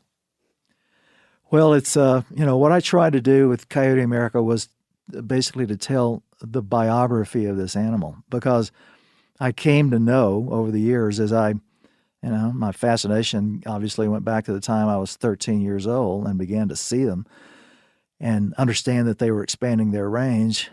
But over time, as I, became educated, began to read intensively about the animals of North America, especially the animals in the West, I began to realize that of all the creatures in North America, there's really not another one aside from us, aside from we human beings, that has a biography that can match this animal's. And I mean, it's more than 5 million years old. The canid family evolved 5.3 million years ago as a North American family. I mean, some of the great animal families of the world basically evolved in North America after the Chicxulub impact, the impact that destroyed the dinosaurs, nearly completely fried life in North America because of the angle of the hit. And out of that recreation of life in North America came the camel family, the horse family, the canid family, among many others. And so canids, all the canids of the world come out of North America origins from 5.3 million years ago. And many of them leave North America, go around the world. They go to Africa, they go to the Middle East, they go to Asia, they go to Europe. The coyote, however, is one of these North American canids that never leaves North America. So it is about as American an animal as it's possible to be. And as I began kind of brainstorming the idea for this book and realizing some of these things, what I realized would make a book about coyotes and hopefully an important book for modern people in the 21st century is that hardly any of us, whether we live in the West, the East, the South, the Northeast, hardly any of us knows anything about coyotes. Yeah. I mean, we know that Indians told stories about them. We know that they howl. We know that one used to fall off cliffs repeatedly on Saturday morning cartoons. And that's kind of about all anybody knew about those animals. And so I realized as these animals are spreading across the continent into one new place after another, and people are seeing them for the first time, it might be an important thing, not just for people who are seeing them for the first time, but even for Westerners who have been around them and haven't paid much attention to them, to actually know something about their story. And so that's kind of what I tried to do with that book. Yeah, and it's done brilliantly. And I think there's so many things that are overlaid in the book and then just in the subject of the coyote. Its natural history is one thing that I think you highlight that really isn't apparent to most of us. It wasn't to me at the time of reading your book and being introduced to your work. I've spent my life outside and had experienced coyotes for the first time at about the same age you did. And in kind of the same way, like, what is this thing? Why is it chasing turkeys around that I'm trying to hunt? Why is it chasing the geese out of the field? Why is this thing that doesn't look like it belongs here? And then it leads you to learn other things. But the deep knowledge of the natural history of the coyote just isn't there, I think, for most hunters or most outdoorsmen. Yeah. So there's that piece of it. But then you overlay on top of that the cultural significance with natives, and then with our own weird popular culture and how it's kind of twisted and done all these things to the coyote. And if you start to overlay those, and then your book does this well, you start to overlay all that and kind of unpack it all, and it's an astounding account of the animal. It just really is. And I think it runs up against something that we briefly talked about, but in the modern sense, the hunting audience, I don't know if you could break it up into certain camps, but there's certain individuals who see a coyote and think there's hatred, there's negativity, there's a lot of things, emotions that are swept up because we hunt ungulates, white-tailed deer, moose, caribou, elk. These are the things that we know intimately. We tout our model of conservation as having recovered these things. And then, so I think very naturally, here comes this idea that here's this marauding canid that doesn't belong here, that wasn't here before, that's coming in to compete with us on many levels, both tangibly and sometimes intangibly. Yeah. And so that's, I think, where we currently are. Yeah. And so I think maybe we can work backwards to that. But we had a lot of people write into a recent article we posted on themeateater.com, and it asks a pretty simple question for a hunter, which is, should you shoot coyotes while deer hunting? And to me, it's like, oh, that's a pretty simple question. But it evoked some pretty interesting responses in people. A lot of them negative. And so do you have any feeling on, you don't even have to address the modern hunter, but like, what are the origins of these negative feelings and why might they be there based on your knowledge? Well, I mean, I think I can at least shed a little bit of, context on it. Yeah. So in the biography I was mentioning, before Europeans arrive with flocks of sheep and herds of cattle and hogs and chickens.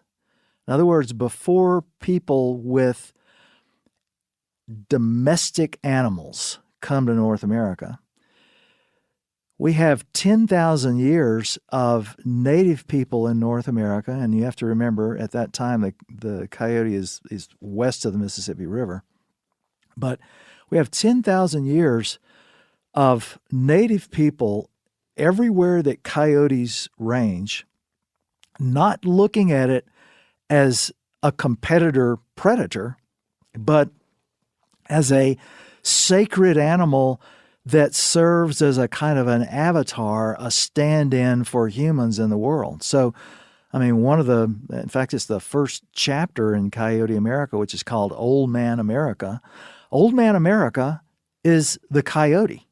It's the lead subject, the lead literary figure in the oldest literature, the oldest stories from this continent. The oldest stories we have from North America, which I think probably go back to the end of the Pleistocene, 10,000 years ago, are of a coyote deity who serves as a stand-in for humans. And so thousands of these stories by about 120 years ago are preserved through oral tradition by native people, and 120 years ago start getting collected by anthropologists and ethnographers and become the basis of this coyote literature that we have.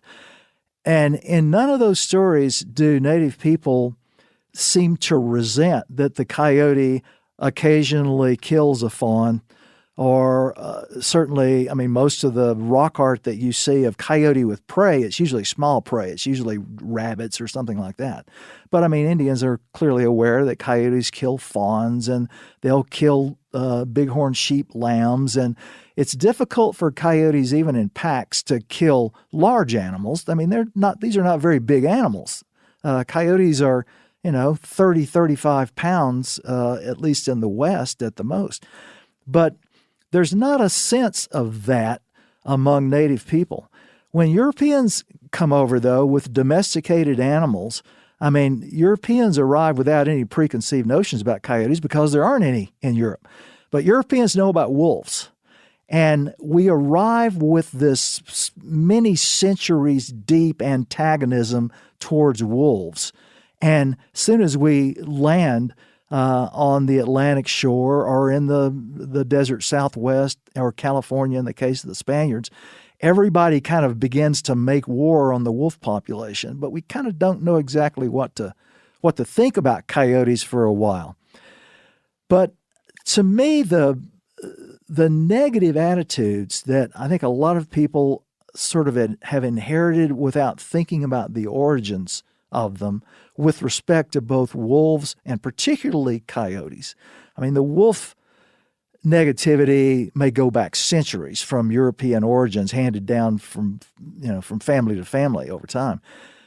But with coyotes, I think the negativity actually goes back to the Bureau of Biological Survey and its public relations campaigns in the 20s and 30s, when wolves have been taken care of, and the Biological Survey, which is the federal agency that's going to, quote, solve the predator problem for people who are raising stock, decide that the coyote is actually the arch predator. Yeah.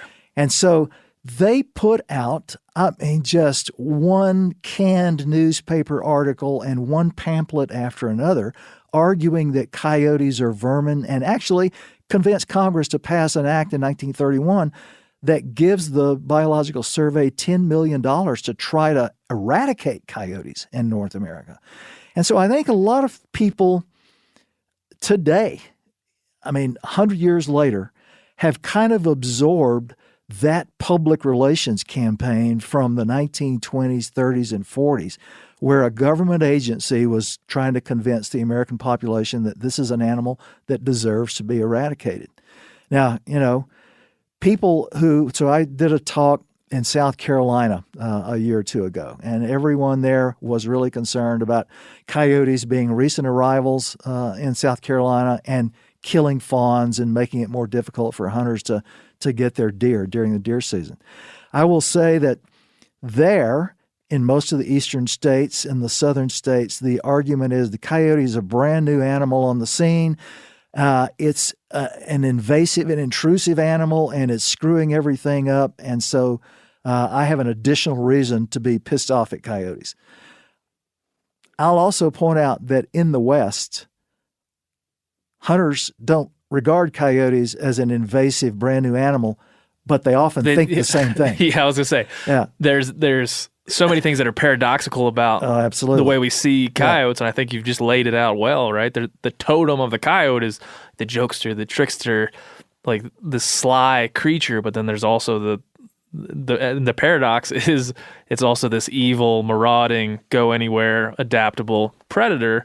And as you say, there has been in the past bounties on the coyotes set by state fish and game in Wyoming, but also in North Carolina, for example. And Utah.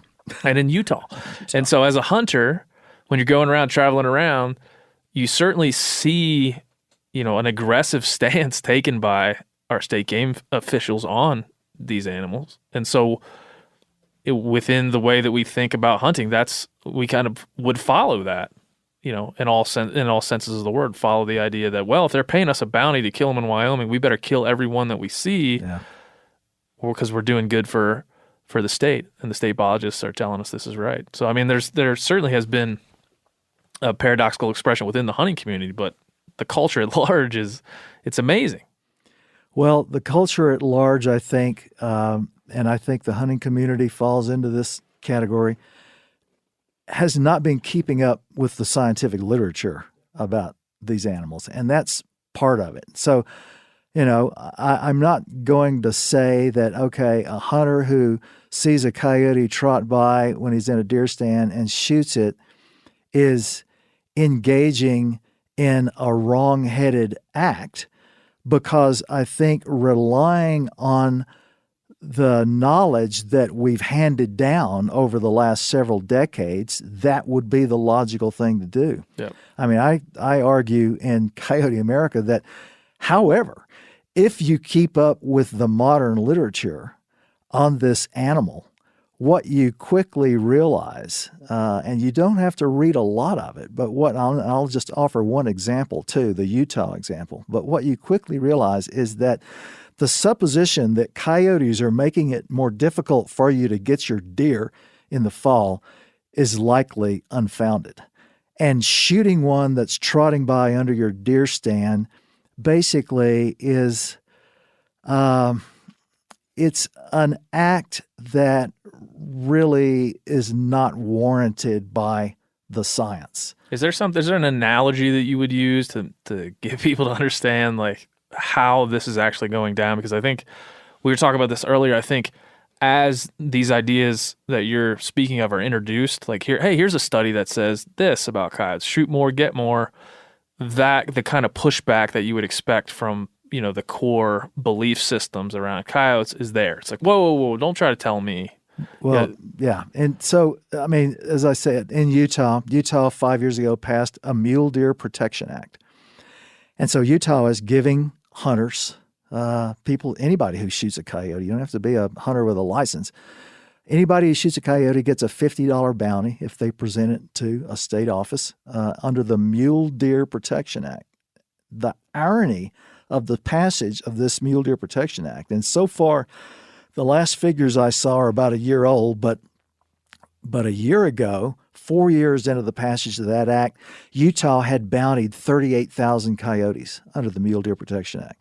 The irony of the passage of that act by the Utah legislature was that it came within a year of the publication of a major study that had been done in nearby southeastern Idaho, the bordering state, that argued over a 10-year study that coyotes actually play little or virtually no role in mule deer demographics.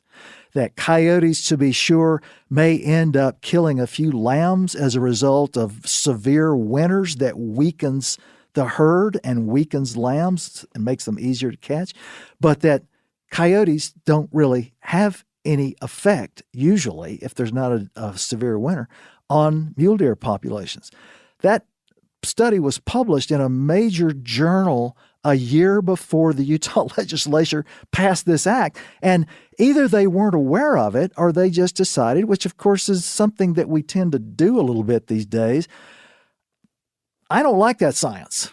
Yeah, I'm not going to believe that science, and so I'm going to go ahead and do what I want to do. Yeah, we've driven ourselves into like this weird skepticism culture where, well, that scientific journal must have had a reason. Sure, they had a bias of some kind. Surely. And when they're doing that, are they talking fawn recruitment as the major factor in all those things? I mean, because that's the picture of the coyote that we normally get. They're killing fawns as soon as they hit the dirt. They're preying upon fawns when at crucial times in the season, crucial times in their maturation. Is that really where this comes down to? Like, is fawn recruitment damaged that much by coyote? Well, according to this study and some of the first studies that were done on coyote predation on game animals by the Murray brothers in the 1930s in Jackson Hole and in Yellowstone Park, the Murray brothers argued, and the people who did this study in Idaho followed the same line of reasoning. The truth is, we've got a myopic view of the history of North America. We, from European backgrounds, have only been here for 500 years. Somehow, coyotes and mule deer, coyotes and bighorn sheep, coyotes and white-tailed deer, coyotes and pronghorns have affected a symbiotic balance between predation and prey that has lasted. Coyotes evolved into their present species 1 million years ago, so it's lasted for 1 million years. We've only been here 500 years, and we've sort of arrived with the idea that, okay, we're going to fix everything that's wrong with North America, and one of the things we're going to do is to get rid of the predators. When we actually introduced ourselves into a system that was 1 million years old. I mean, I'll give you an example with pronghorns, how pronghorns deal with coyote predation. Pronghorns, of course, as adults have no predators because all their predators died out in the Pleistocene. Yeah. Pronghorns can run 65 miles an hour, and coyotes and wolves can only run 42, 43 miles an hour. So adult pronghorns can get away from anything that chases them. But what coyotes do is prey on fawns. So pronghorns long ago developed the ability to survive that predation. They have twins with the idea that the coyotes are probably going to get one, and I'm going to get one up to replace me in the genetic stream. As I've written a couple of times about this, it's the pronghorn strategy is an heir and a spare. And the spare is probably the one that the coyotes are going to get. Yeah. So what I think in a way is happening with the hunting community and this lingering animosity, which is obviously old because what hunting is it's actually being a predator. And if you're a predator, you resent other predators getting involved in the game. Yep. But what I think has made it particularly pronounced in North America is that by 100 years or so ago, we had eliminated all the predators. And when we created our modern game laws and bag limits, it was based on the idea that human predators would replace the natural ones, that humans would replace cougars and gray wolves and coyotes and whatever else you have out there. And so we sort of went from the early 20th century until just the last couple of decades in this completely artificial situation where the natural predators of North America were so beaten back that we had no competition. And now that the predators are coming back and we're getting back to what is actually a more natural condition, everybody is screaming and bitching about, so the wolves are going to get my elk. But what we've been used to for the last 100 years is something that's not natural. It's been artificial. So how do you, because I think there's so much fervor around this in both, I think on all sides here. And what I like about American Coyote and what I like about the way that you approach it is here's the history of it. Here's where we are. Here's where we're going. I think that makes it strikes a chord with me, and I hope strikes a chord with anyone who has read it or will go on to read it. But like in creating a balance, because we had a gentleman on the podcast a couple episodes ago that was charging what we're talking about for hunters. Hey, all hunters hate predators. And my response was like, I know a lot of hunters, and I don't know any of them that hate predators. And that is true. And I got criticized by a lot of people that said, hey, listen, you're not addressing what's out there, this reality that there are groups of hunters that do feel this way. So I said, okay, that's a fair comparison. So I'm glad we're having this conversation. My point is, as a hunter in the modern sense, wherever in my time that I have to be a hunter, I feel that balance is something that I'm trying to achieve in all of my activities. And I would hope that those that are setting game regulations are thinking of those same things. I know that they are in most cases. And so thinking of like starting with the core belief of balancing these things, because we have to balance them. They're ever changing, right? As you said, they're changing all the time. Our generation will deal with coyotes, and the prior generation did not have to. And so what's the balance there? Because I don't know that I've ever heard you or read anything where you said like, let's quit hunting predators, or let's quit hunting coyotes, or let's not touch them. Like there's some version of balance here that kind of sets us in a course for the future. Yeah, well, you've never read that because I've never written that. I've never said anything like that. I'm not anti-hunting in any way. Of course. Including predators, particularly because of the simple fact that one of the things biology is teaching us about animals like wolves and coyotes are a particular example of this, is they're extremely individualistic.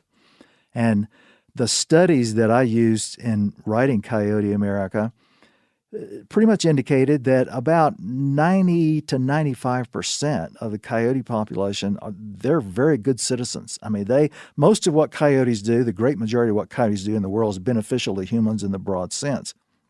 And most of them are very good citizens of the natural world. But there are 4 or 5%, sort of about the same percentage of humans that tend to get into trouble. About that percentage of coyotes, individualistic as they are, will develop bad habits. They'll get into trouble. Sometimes a coyote will decide that it's going to kill every house cat that it can find. Sometimes a coyote will specialize in killing fawns. And so my thinking about that, and I think this is the way most of the coyote management programs that have been set up in most urban areas where coyotes, of course, have become a prominent feature in the last few decades, is based on this principle that what you do is you leave the good citizen animals alone. If there is a problem one, you take care of it. You remove it from the population in some way, and that's usually by shooting it, by taking it out. But the majority of the animals are not going to get into trouble. And so I've heard people say to me, okay, so a coyote, in fact, I tell a story about a Navajo guy that I met when I was floating down the Grand Canyon a few years ago. And he told me this coyote story about he lives in Bluff, Utah, and a coyote was getting into town, and it was chasing dogs, and it was killing sheep. And so the local Navajo chapter leadership told him to ask Marcus if he would take care of this animal. He would take it out.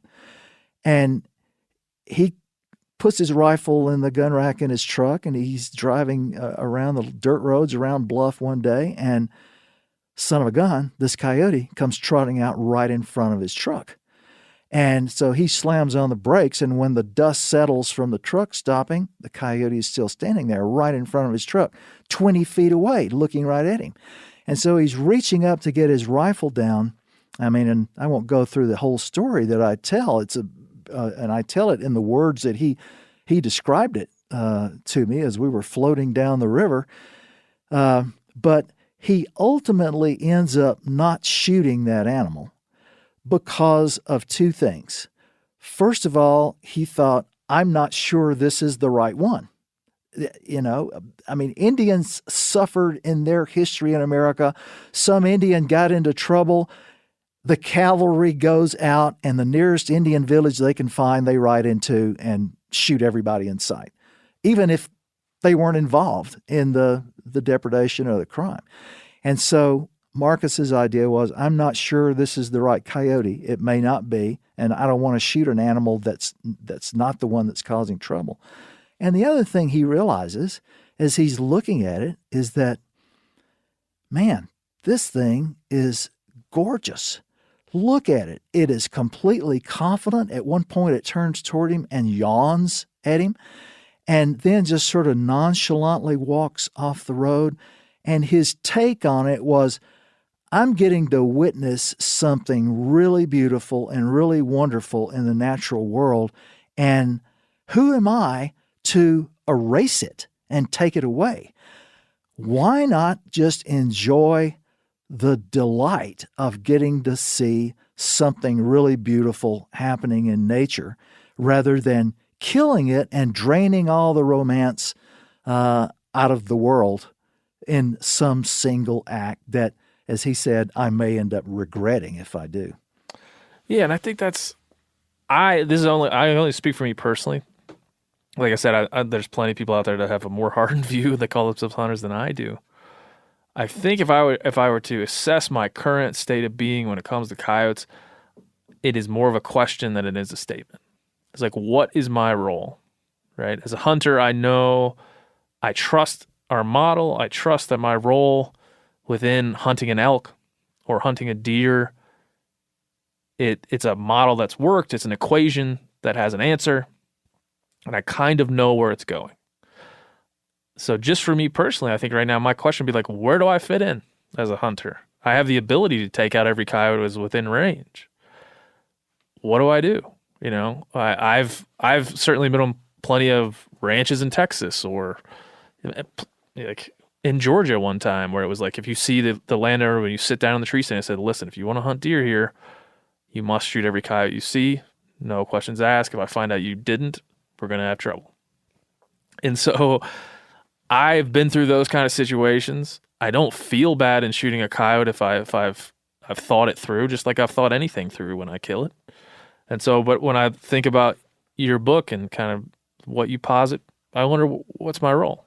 And that's, like I said, that's just me personally. I think there's plenty of other people that can say, well, they know. Yeah, I appreciate you saying that, Ben. And so, I mean, I guess what I would say is that it's everyone's personal decision. If it's me sitting in the deer stand and a coyote walks by, I'm putting my rifle down and marveling at the animal. Unless somebody tells me this is a coyote that's, it's somehow developed a need to kill every ranch dog within 20 miles and it's got a particular marking that you can recognize, then I might, maybe I would do the deed and take it out. But personally, I'm not going to do anything like that. But I think it's a decision that everybody has to make. I guess what I'm saying is know something about these animals other than what you've just absorbed by sort of, information handed down or sort of street legends or something, urban legends. And don't fool yourself that you're doing something that's scientifically and ecologically viable by taking out every coyote that you see. I mean, in a place like Georgia, the reason those coyotes are there is because we got rid of all the red wolves. I mean, in the original natural situation in Georgia, 75 or 100 years ago was that if you went out and hunted white-tailed deer, you were hunting deer in a place where there were also wolves that were taking out deer, and that's how nature is supposed to work when it's an entire heaven and an entire earth, as Thoreau said.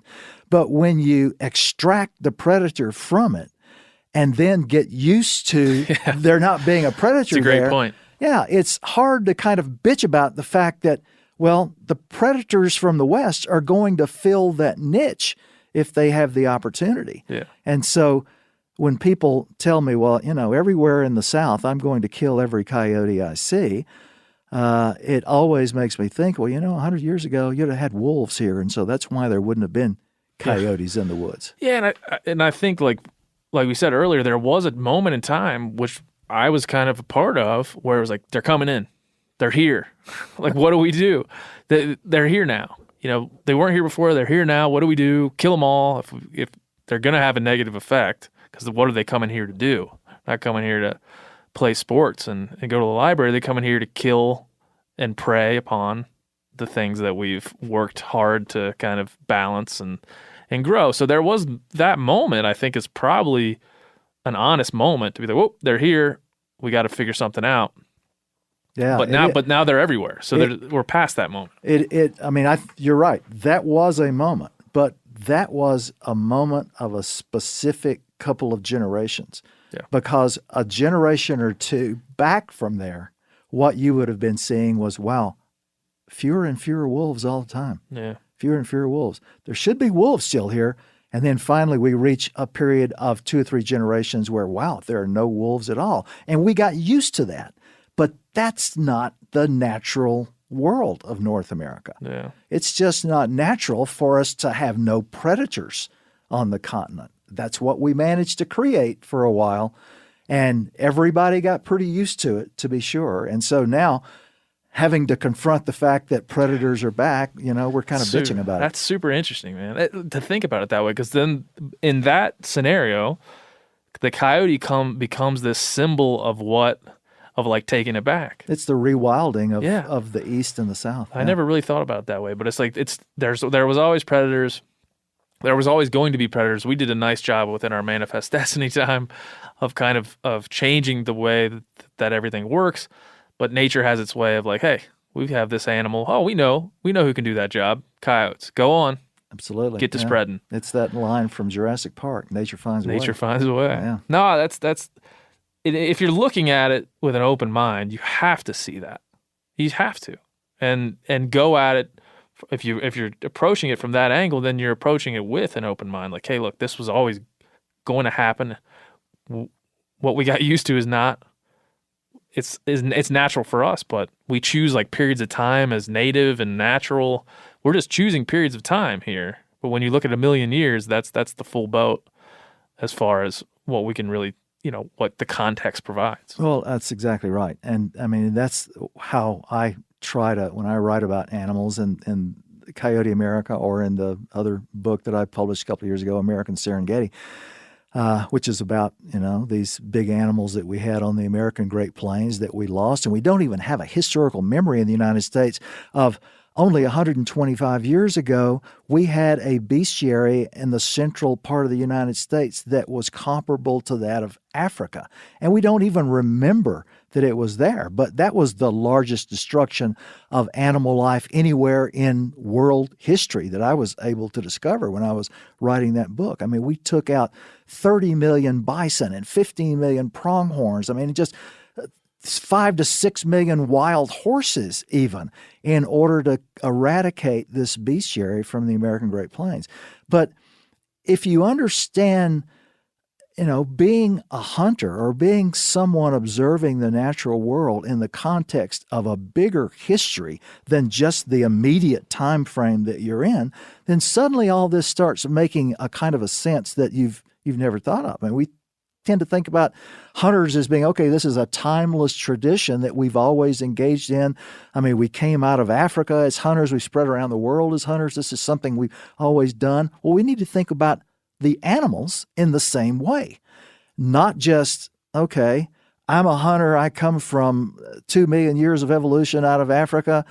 But all I can think of is Yeah. this 5-year or 10-year period that I happen to be hunting deer in. Yeah, and we'll find ourselves as hunters tradition, I think, talking out of both sides of our mouth when that's concerned. In defending hunting, it's like, well, we've always done this. This is our blood. It's in our blood. It's in our genetics to do this. And at the same time, we're like, well, I want big bucks. Well, here's what I got to do to get that. And so you end up kind of wanting to use the pro side of hunting being really what made us, in a lot of senses, made us who we are and what we are in the sense of human evolution.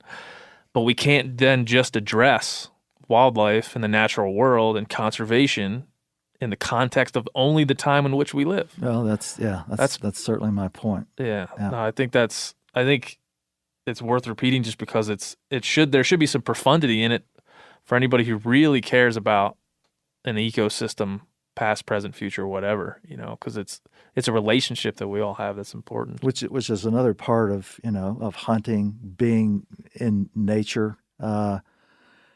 What we always think, what we argue when you defend hunting, one of the things you say is that, okay, much of it is about being outdoors, being engaged with nature, being engaged with animals. And so it's a bigger thing. I think it should be a bigger thing than just, okay, I shot an 8-point whitetail last week. Yeah. It should be about seeing Jupiter in the sky before the sun came up, and hearing woodpeckers banging on hardwood trees in that twilight, and hearing squirrels chattering, and watching a red-tailed hawk come over and swoop down on something that you can't quite tell what it is, and seeing a coyote trot by. And I mean, that's all a part of the whole of being out there. It's not just the act of pulling the trigger and dropping the animal. Amen. Yeah, I think there was a term that's been used around me a bunch lately, and we've been working on. I was telling you about the Back 40 project we were working on in Michigan. And there's a term we heard from a bunch of people kind of in a confluence: ecosystem services. And I used that in the last episode when we were talking about snakes, but for whatever reason, that term and the idea around it helps me understand different species. And it's like each thing has a service to the ecosystem, and to erase any one of those things is to eliminate that service. And so can we take people through kind of what that is for coyotes? Like, what do they bring to these ecosystems? Well, they occupy the niche of the mid-sized predator, which is present all over the world. Jackals occupy that niche in Africa and the Middle East, and increasingly Europe, because jackals, which are fairly closely related to coyotes, they only split from them a little more than 1 million years ago, especially the golden jackal. And I've seen, like, golden is very similar to Very coyotes. similar. They look very much like coyotes, and they are expanding through Europe. Tasmanian devils in Tasmania occupy the niche of the the mid-sized predator. Everywhere in the world, every ecology has developed a large predator for large prey, a mid-sized predator, and smaller predators like minks, for example, and weasels and things like that. But there's always a mid-sized predator everywhere that nature has evolved to fill all the normal niches. And so those mid-sized predators, they keep a balance, for example, in terms of the numbers of skunks and weasels and raccoons remain lower when the mid-sized predator niche is filled. Every place that we've come close to eliminating coyotes, and the truth is, of course, as people who read my book will understand, it's essentially impossible as a result of the peculiar evolution of coyotes alongside wolves to remove coyotes, which is another part of the shooting them. You may think you're doing good. You're actually, even in that sort of practical sense, you're not doing so.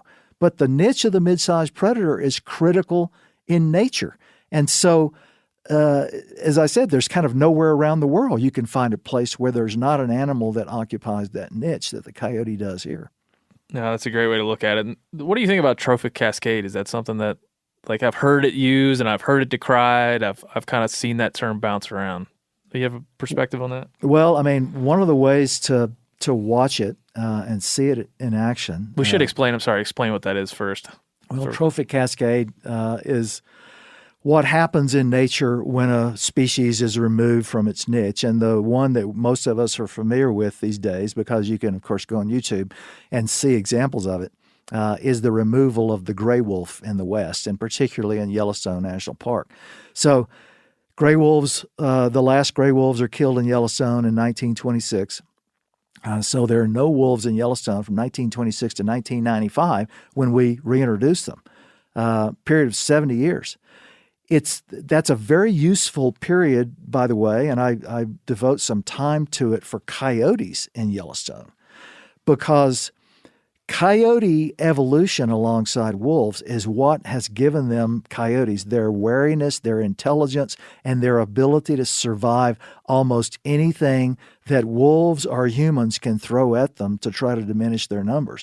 They evolved a number of adaptations that allowed them to survive wolf harassment that when we started harassing them, they began to employ against our efforts too. But that period of 70 years where there are no wolves in Yellowstone, but the coyote population is there, one of the things we realize is that when coyotes are not harassed and not persecuted, their population doesn't just keep growing and growing and growing so that they spill out of Yellowstone and just run amok all over the whole West. Coyotes, like most animals, rise to the level of the carrying capacity of the landscape, and their numbers don't really grow beyond that. So one of the things that biologists who were studying coyotes in Yellowstone during this interval when wolves weren't there realized is that, wow, the normal litter size for coyotes is about 5 to 6 pups, but in this situation where coyote numbers have risen to the level of the carrying capacity, they're only able to they may have 4 or 5 pups, but they're only able to raise a couple because there's just not the space on the landscape for any more of them. But the trophic realization, the trophic cascade realization comes when we reintroduce wolves back into the park.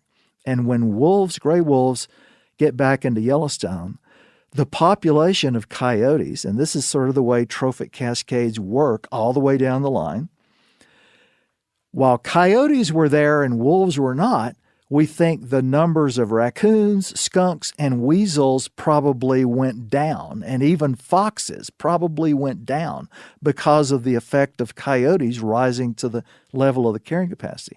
When wolves come in, the number of coyotes drops by nearly 50% in Yellowstone. That allows the number of weasels, minks, skunks, and raccoons to rise. And of course, the other effect it has, because prey animals, their instinct about predators is, unless they have been culturally trained to flee, they don't really flee predators. And we had several generations of elk in Yellowstone National Park that had not learned what to do when wolves come back on the landscape. And elk basically stood around and let wolves just run them down and kill them one after another. But when wolves finally did start scaring the crap out of the elk population in Yellowstone, and of course lowering their numbers as a result of predation, that began to produce an effect on the plant community, so that suddenly you got cottonwoods and aspens able to grow again when elk herbivory had basically kept those species almost cropped down to the point where they couldn't replace themselves. So the Yellowstone with the wolf recovery has provided this kind of remarkable look at a landscape that when it's complete, it looks like this. But when you take one animal out or another animal out, it changes the whole landscape, even down to the plant communities. Yeah, man, that's so compelling. And the coyotes, like where it sits and all this whole story kind of, to me, is painted well, both in that, but in also like we went through at the turn of the century and on into what we'll call, I guess we could just call like the conservation and recovery period of our hunting history, if we can mark it somehow, is like we wiped out a lot of things. We established some principles and practices and ideologies that would help us bring those things back more in certain landscapes than others, right? We've picked Yellowstone and other places to kind of have these havens. And now we're kind of there. Like in a lot of ways with ungulates, we're in the best of times. You know, there's more white-tailed deer here than when Columbus put a boat down and didn't know where he was. Like we've have to kind of, I think, I've been thinking this lately, we kind of have to start to adjust the way that we look at things. We're no longer, our model of conservation is no longer helping to recover many of these things. It's looking at like, how do we manage what's here, keep it where it is, provide balance, and then allow some of these things that we've extirpated to come back and find a way to be. And hopefully hunting can help facilitate that in a way that makes sense. And that's where we get to some of the arguments that we've had over grizzly bears and gray wolves and things like that. So Yeah. I think if you could maybe come into it with like maybe an honest, I don't know if you agree with that kind of characterization of where we are, but like if we can come to it with sort of an honest look at kind of the current state of being, then maybe we could address it better. Because there certainly is a lot of fervor and a lot of anger around predators and what we do with them and the roles of us. Yeah, there is. I think we're getting there though, and I have great hopes for coming generations, because I think the coming generations, if they read and if they pay attention to good science and read science, and because what science basically is, it's for people who are outdoors. It's woodcraft, it's mountain-craft, it's rivercraft. As I was telling you earlier today, we were having lunch. You know, one of the experiences I've been getting to enjoy and doing talks around the country about both the Coyote book and American Serengeti is having people who are wilderness guides come to these reading events that I've been doing and basically saying, man, I've been absorbing the stuff from your books. I heard about you. I learned about you from a Joe Rogan podcast or a Stephen Ranella podcast, a Meat Eater podcast. And I got your books, and I've been absorbing that information because it's giving me additional woodcraft and mountain craft. And so, that's really kind of what science does. If you absorb it and incorporate it, it makes your experience of the world out there that much richer, that you suddenly begin to understand how it works, how it's worked in the past, how we changed it without, we didn't know what the hell we were doing when we were getting rid of all those predators. We just were employing the European standard of, you wipe out the wolves. That's what they did in Europe 1,100 years ago. So we just came to North America and did the same thing without really understanding what the consequences were going to be. And now we're getting an opportunity to experience the whole enchilada, the entire heaven and entire earth. Well, work like yours is like, it provides some level of empowerment to someone that's looking to make these informed choices. I've had folks on the podcast. I had a friend of mine, Dusan Smetana, on the podcast that grew up in Czechoslovakia, and he talked about this idea of hunters being this great source of knowledge because they were the selectors. They were the ones going out into the wilderness and decide, like they had to take stock of everything that was in the woods because they had to understand what to select and what not to select. And they had this great responsibility within not only like the smaller communities, but with the greater culture.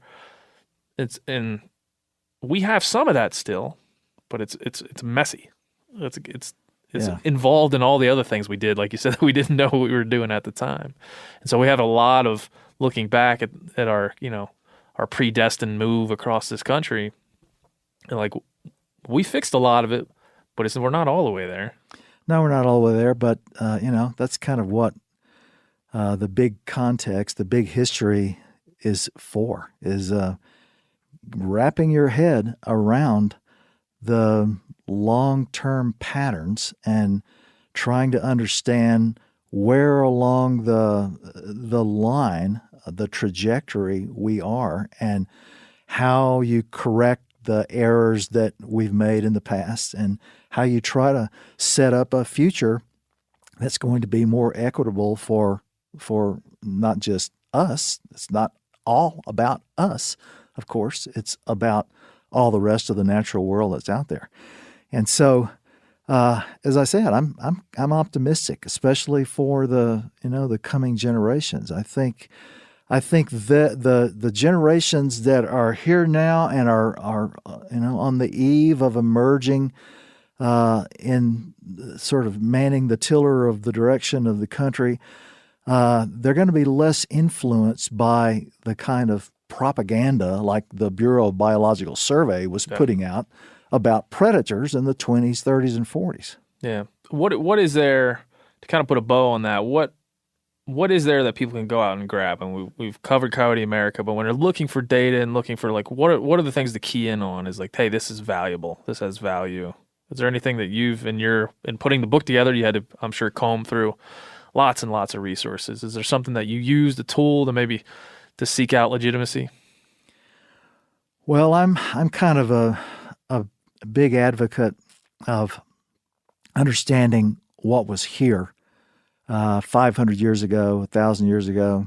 I mean, you go back 12,000 years ago, of course, we had a bestiary that really was an analog of Africa with mammoths and camels and ground sloths and saber-toothed cats and we humans probably, again, without knowing what the hell we were doing, probably played a major role in the simplification of that bestiary 10,000 years ago, to the eternal regret of all of the rest of us down the timeline. I mean, I'd love to be able to walk outside, into the hills around Bozeman and see a herd of mammoths go by.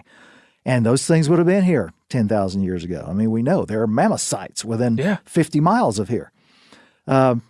So I kind of, I'm an advocate of the big history thing. I won't say I'm necessarily a mammoth or advocate of rewilding with mammoths, but I do think that North America is not too urbanized, not too developed for us to have a good semblance of the wild America that we managed to acquire when Europeans and native people met one another 500 years ago. Yeah. Indian people had managed over the 10,000 years since the Pleistocene to keep things, I mean, they did pretty damn well for 10,000 years. And that's kind of the world I'd like to see. And it means that animals like coyotes and gray wolves deserve a place. They're a functioning part of the ecology of this continent for millions of years. And who the hell were we to think that we were going to walk in here and overnight just take them out without any thought? Yeah. I think I find that in all of, there's very many contentious points, and for whatever reason, I like to run right at them and do it that way. But I think in general, that's a good place. Like that last statement you made is a good place to get into the middle where we can have a conversation. Like if we all can agree that this is not only valuable in the present tense, but in the past tense, and it's inevitable for the future tense, when we all value these animals, and then what do we do? We might, I think folks we've had in here that are anti-hunting on the predator side of things might say, well, we just don't touch them. We let them play their service for the ecosystem. We don't touch them. We allow them to do whatever they want to do. Hunters might say that, but what if we just trim around the edges? Like there can be a service that hunters can then provide to. There's a conversation to be had right there. We can certainly look at the data and look at what you've learned about the history of what might happen, and make some sort of sensical just have some pragmatism and go forward. Will we do that? I don't know, but we can certainly do that in pockets. And I think conversations like this one can help move it. Well, I hope so. I mean, one of the things I kind of realized a few years ago, the Cowboy Poets in Nevada asked me to do a keynote address for their annual meeting. Yeah, that's something to put on your resume. Yeah. And, keynote speaker for the Cowboy Poets. For a Cowboy Everybody Poets. wants to be a cowboy poet, at least I do. And there was a crowd of about 800 or 900 people, many of whom, I realized that as a former university professor, I probably didn't necessarily share some of the same values with some of the people in the audience. But I realized before I did that talk, and this is kind of the way I pitched it, that the one thing we all had in common that I had in common with them and they had in common with me. And this is how I tried to sort of to aim the talk that I did, was that we all were in love with the Old West. They love the Old West. I love the Old West. They might have liked the Old West because of horses and cattle. I like the Old West because of the world Lewis and Clark saw. But we were all in love with that common vision of what the American West once was. And I think in a larger sense, we probably are all kind of in love with what America once was, all of the country. And if we can somehow just start there and use that as a commonality, then maybe we can, as we get into all these separate issues and the nuances of it all, we can all keep remembering this is the one thing we all want to see. It almost always comes back to value systems, right? I mean, it always comes back to the lucky thing we're having all this conversation is that we all value these things. It's like they wouldn't be here if we didn't all agree that they have value. Let's all agree. And I think maybe with Coyotes, that's the one thing you can kind of spin back to. Can we just all agree they have value? They wouldn't be here. They wouldn't be so damn adaptable. They wouldn't be what they are if they didn't have value. It's impossible to say those things and have any modicum of truth. I mean, they just are. And so it's nice to, through your work and conversations like this, just to freaking see it for a minute. Stop and see it and think about it and then go back to the debate about what we ought to do with them.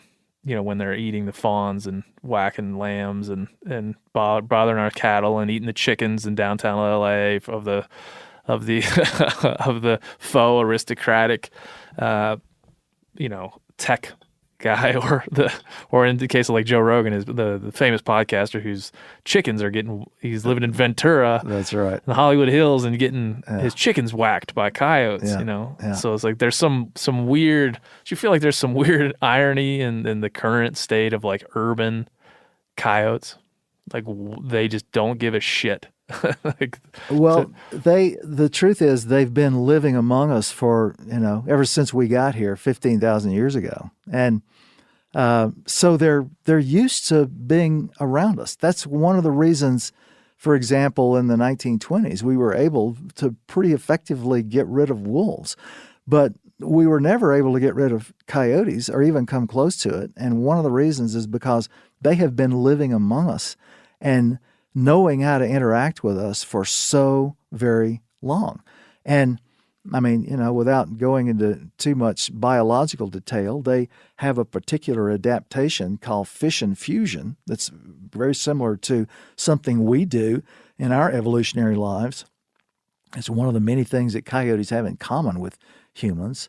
Learning how to survive through your wits is another one. But this fission fusion adaptation means that coyotes, when they're pressured, they don't exist as packs and in groups in a fusion mode, in our sense as communities, but when they're pressured and harassed and persecuted, they tend to split into singles and pairs and scatter across the landscape. I mean, that's one of the ways we survived great disease epidemics in our evolutionary history, is we did the same thing.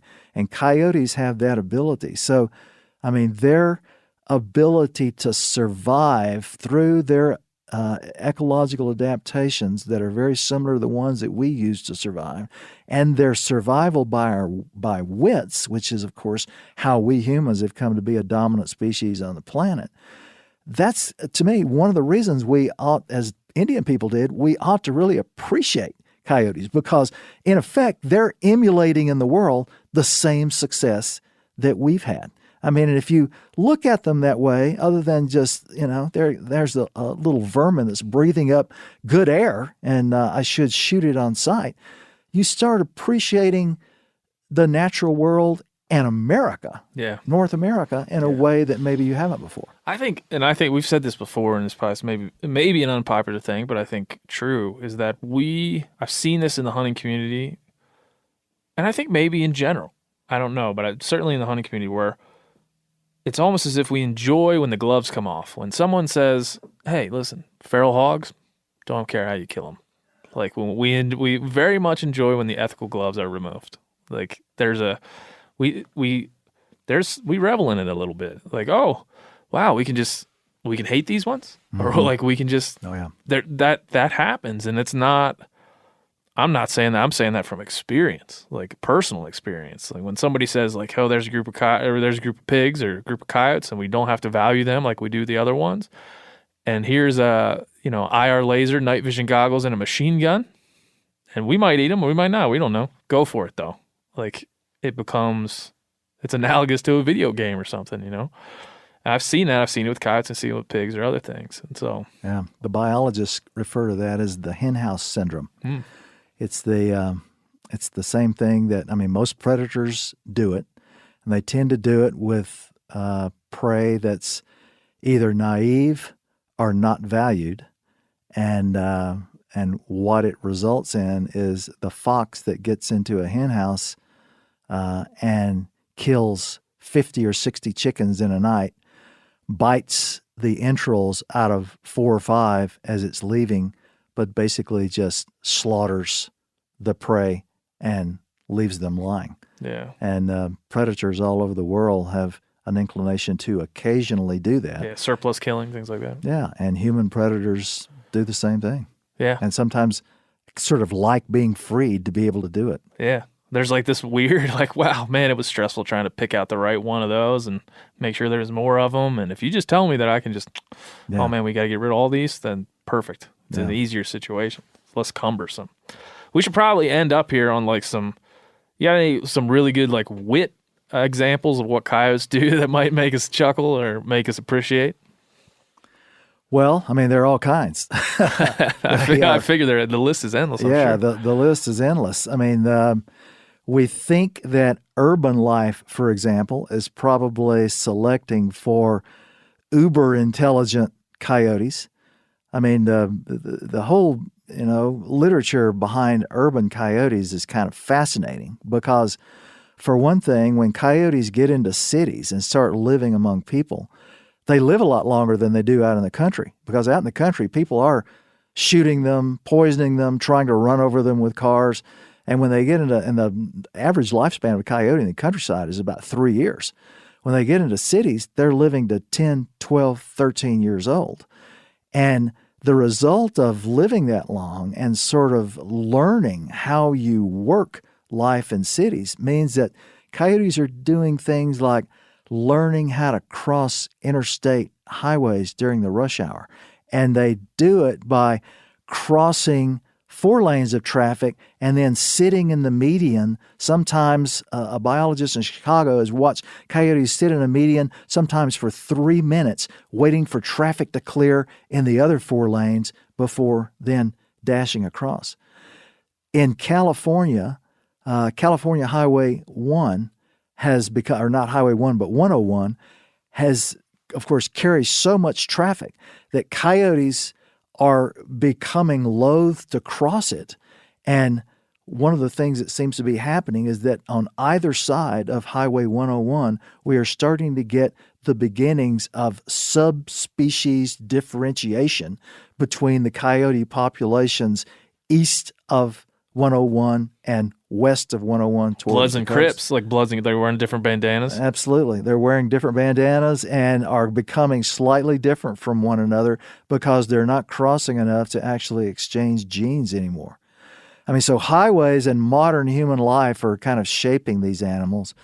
I'll give you another one, a couple of examples from when I visited the Predator Research Facility outside Logan, Utah, and talked to the scientists at Wildlife Services, of course, who are designing all sorts of ways to control coyotes, both using non-mortal, non-lethal means and lethal means. They described for me their studies of coyote individuality, where they would set up an enclosure with a pot of goodies at one end and would, in between the coyote population, they put 20 coyotes in this particular enclosure. They had a whole suite of goodies at the far end, maybe 150 feet away, and they tried all kinds of various basically obstacles to the coyotes getting to the goodies. One of the things they discovered was that within a single day, 2 or 3 of the coyotes out of the 20 walked past every blowing siren, flashing light, flattery, everything that they put up and got the goodies. They let this experiment go on for a month, and out of those 20 coyotes, 14 of them never went to the other end.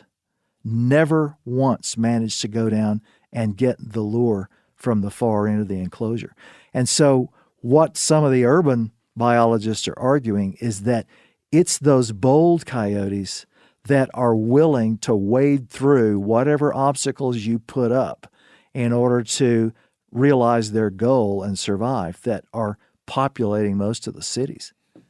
Yeah, and you see how that animal evolves and our effect on it. That's right. We're shaping the evolution of these animals, as we're sitting here. It's amazing. Well, thanks for coming all the way to Bozeman. Oh man, it's my hanging pleasure. out with us. Absolutely. You told me that you're looking forward to another appearance on Rogan's podcast. That's pretty exciting. Don't want to break any of that news. Sorry, we'll Joe. see. We're still negotiating it, but yeah, it might happen here in a few weeks.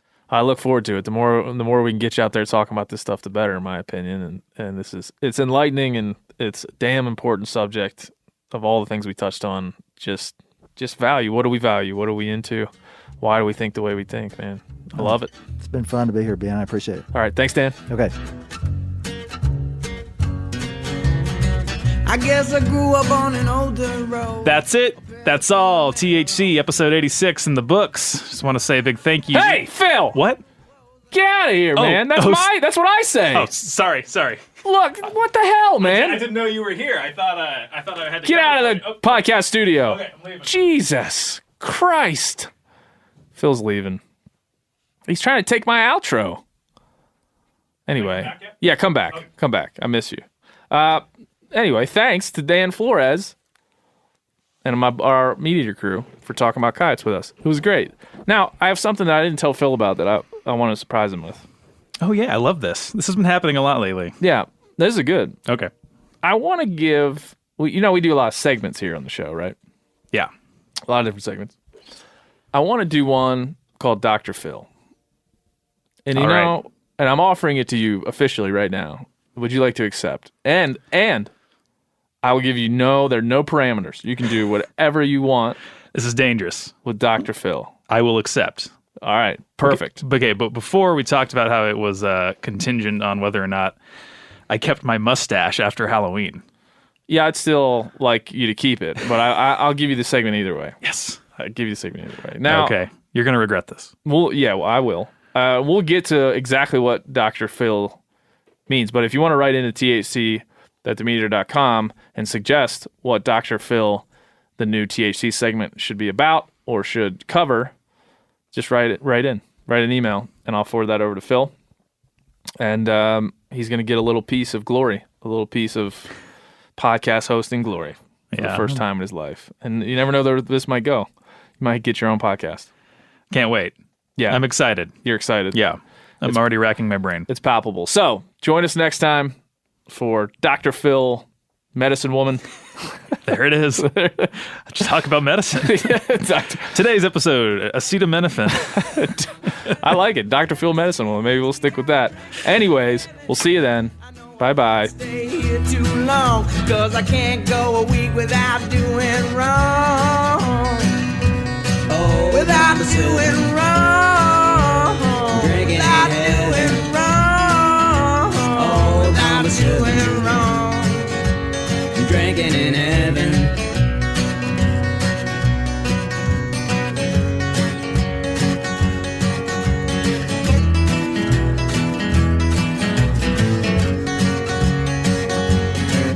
So I'm sitting as the bar stool starts to grow roots.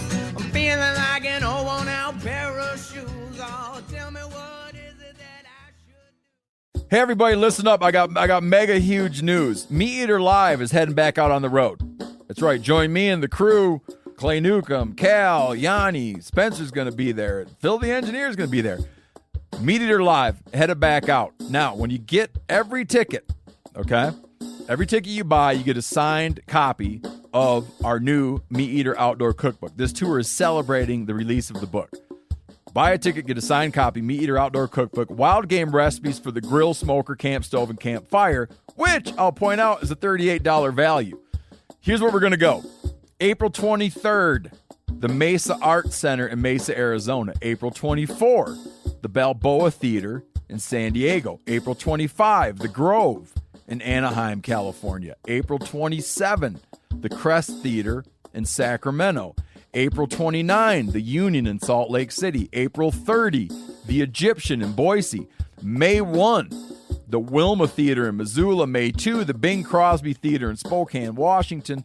May 4, Revolution Hall in Portland, Oregon. And May 5, the last day of the tour, Pantages Theater in Tacoma, Washington. For tickets and more information, visit the events page at themeateater.com. Hope to see you at the show.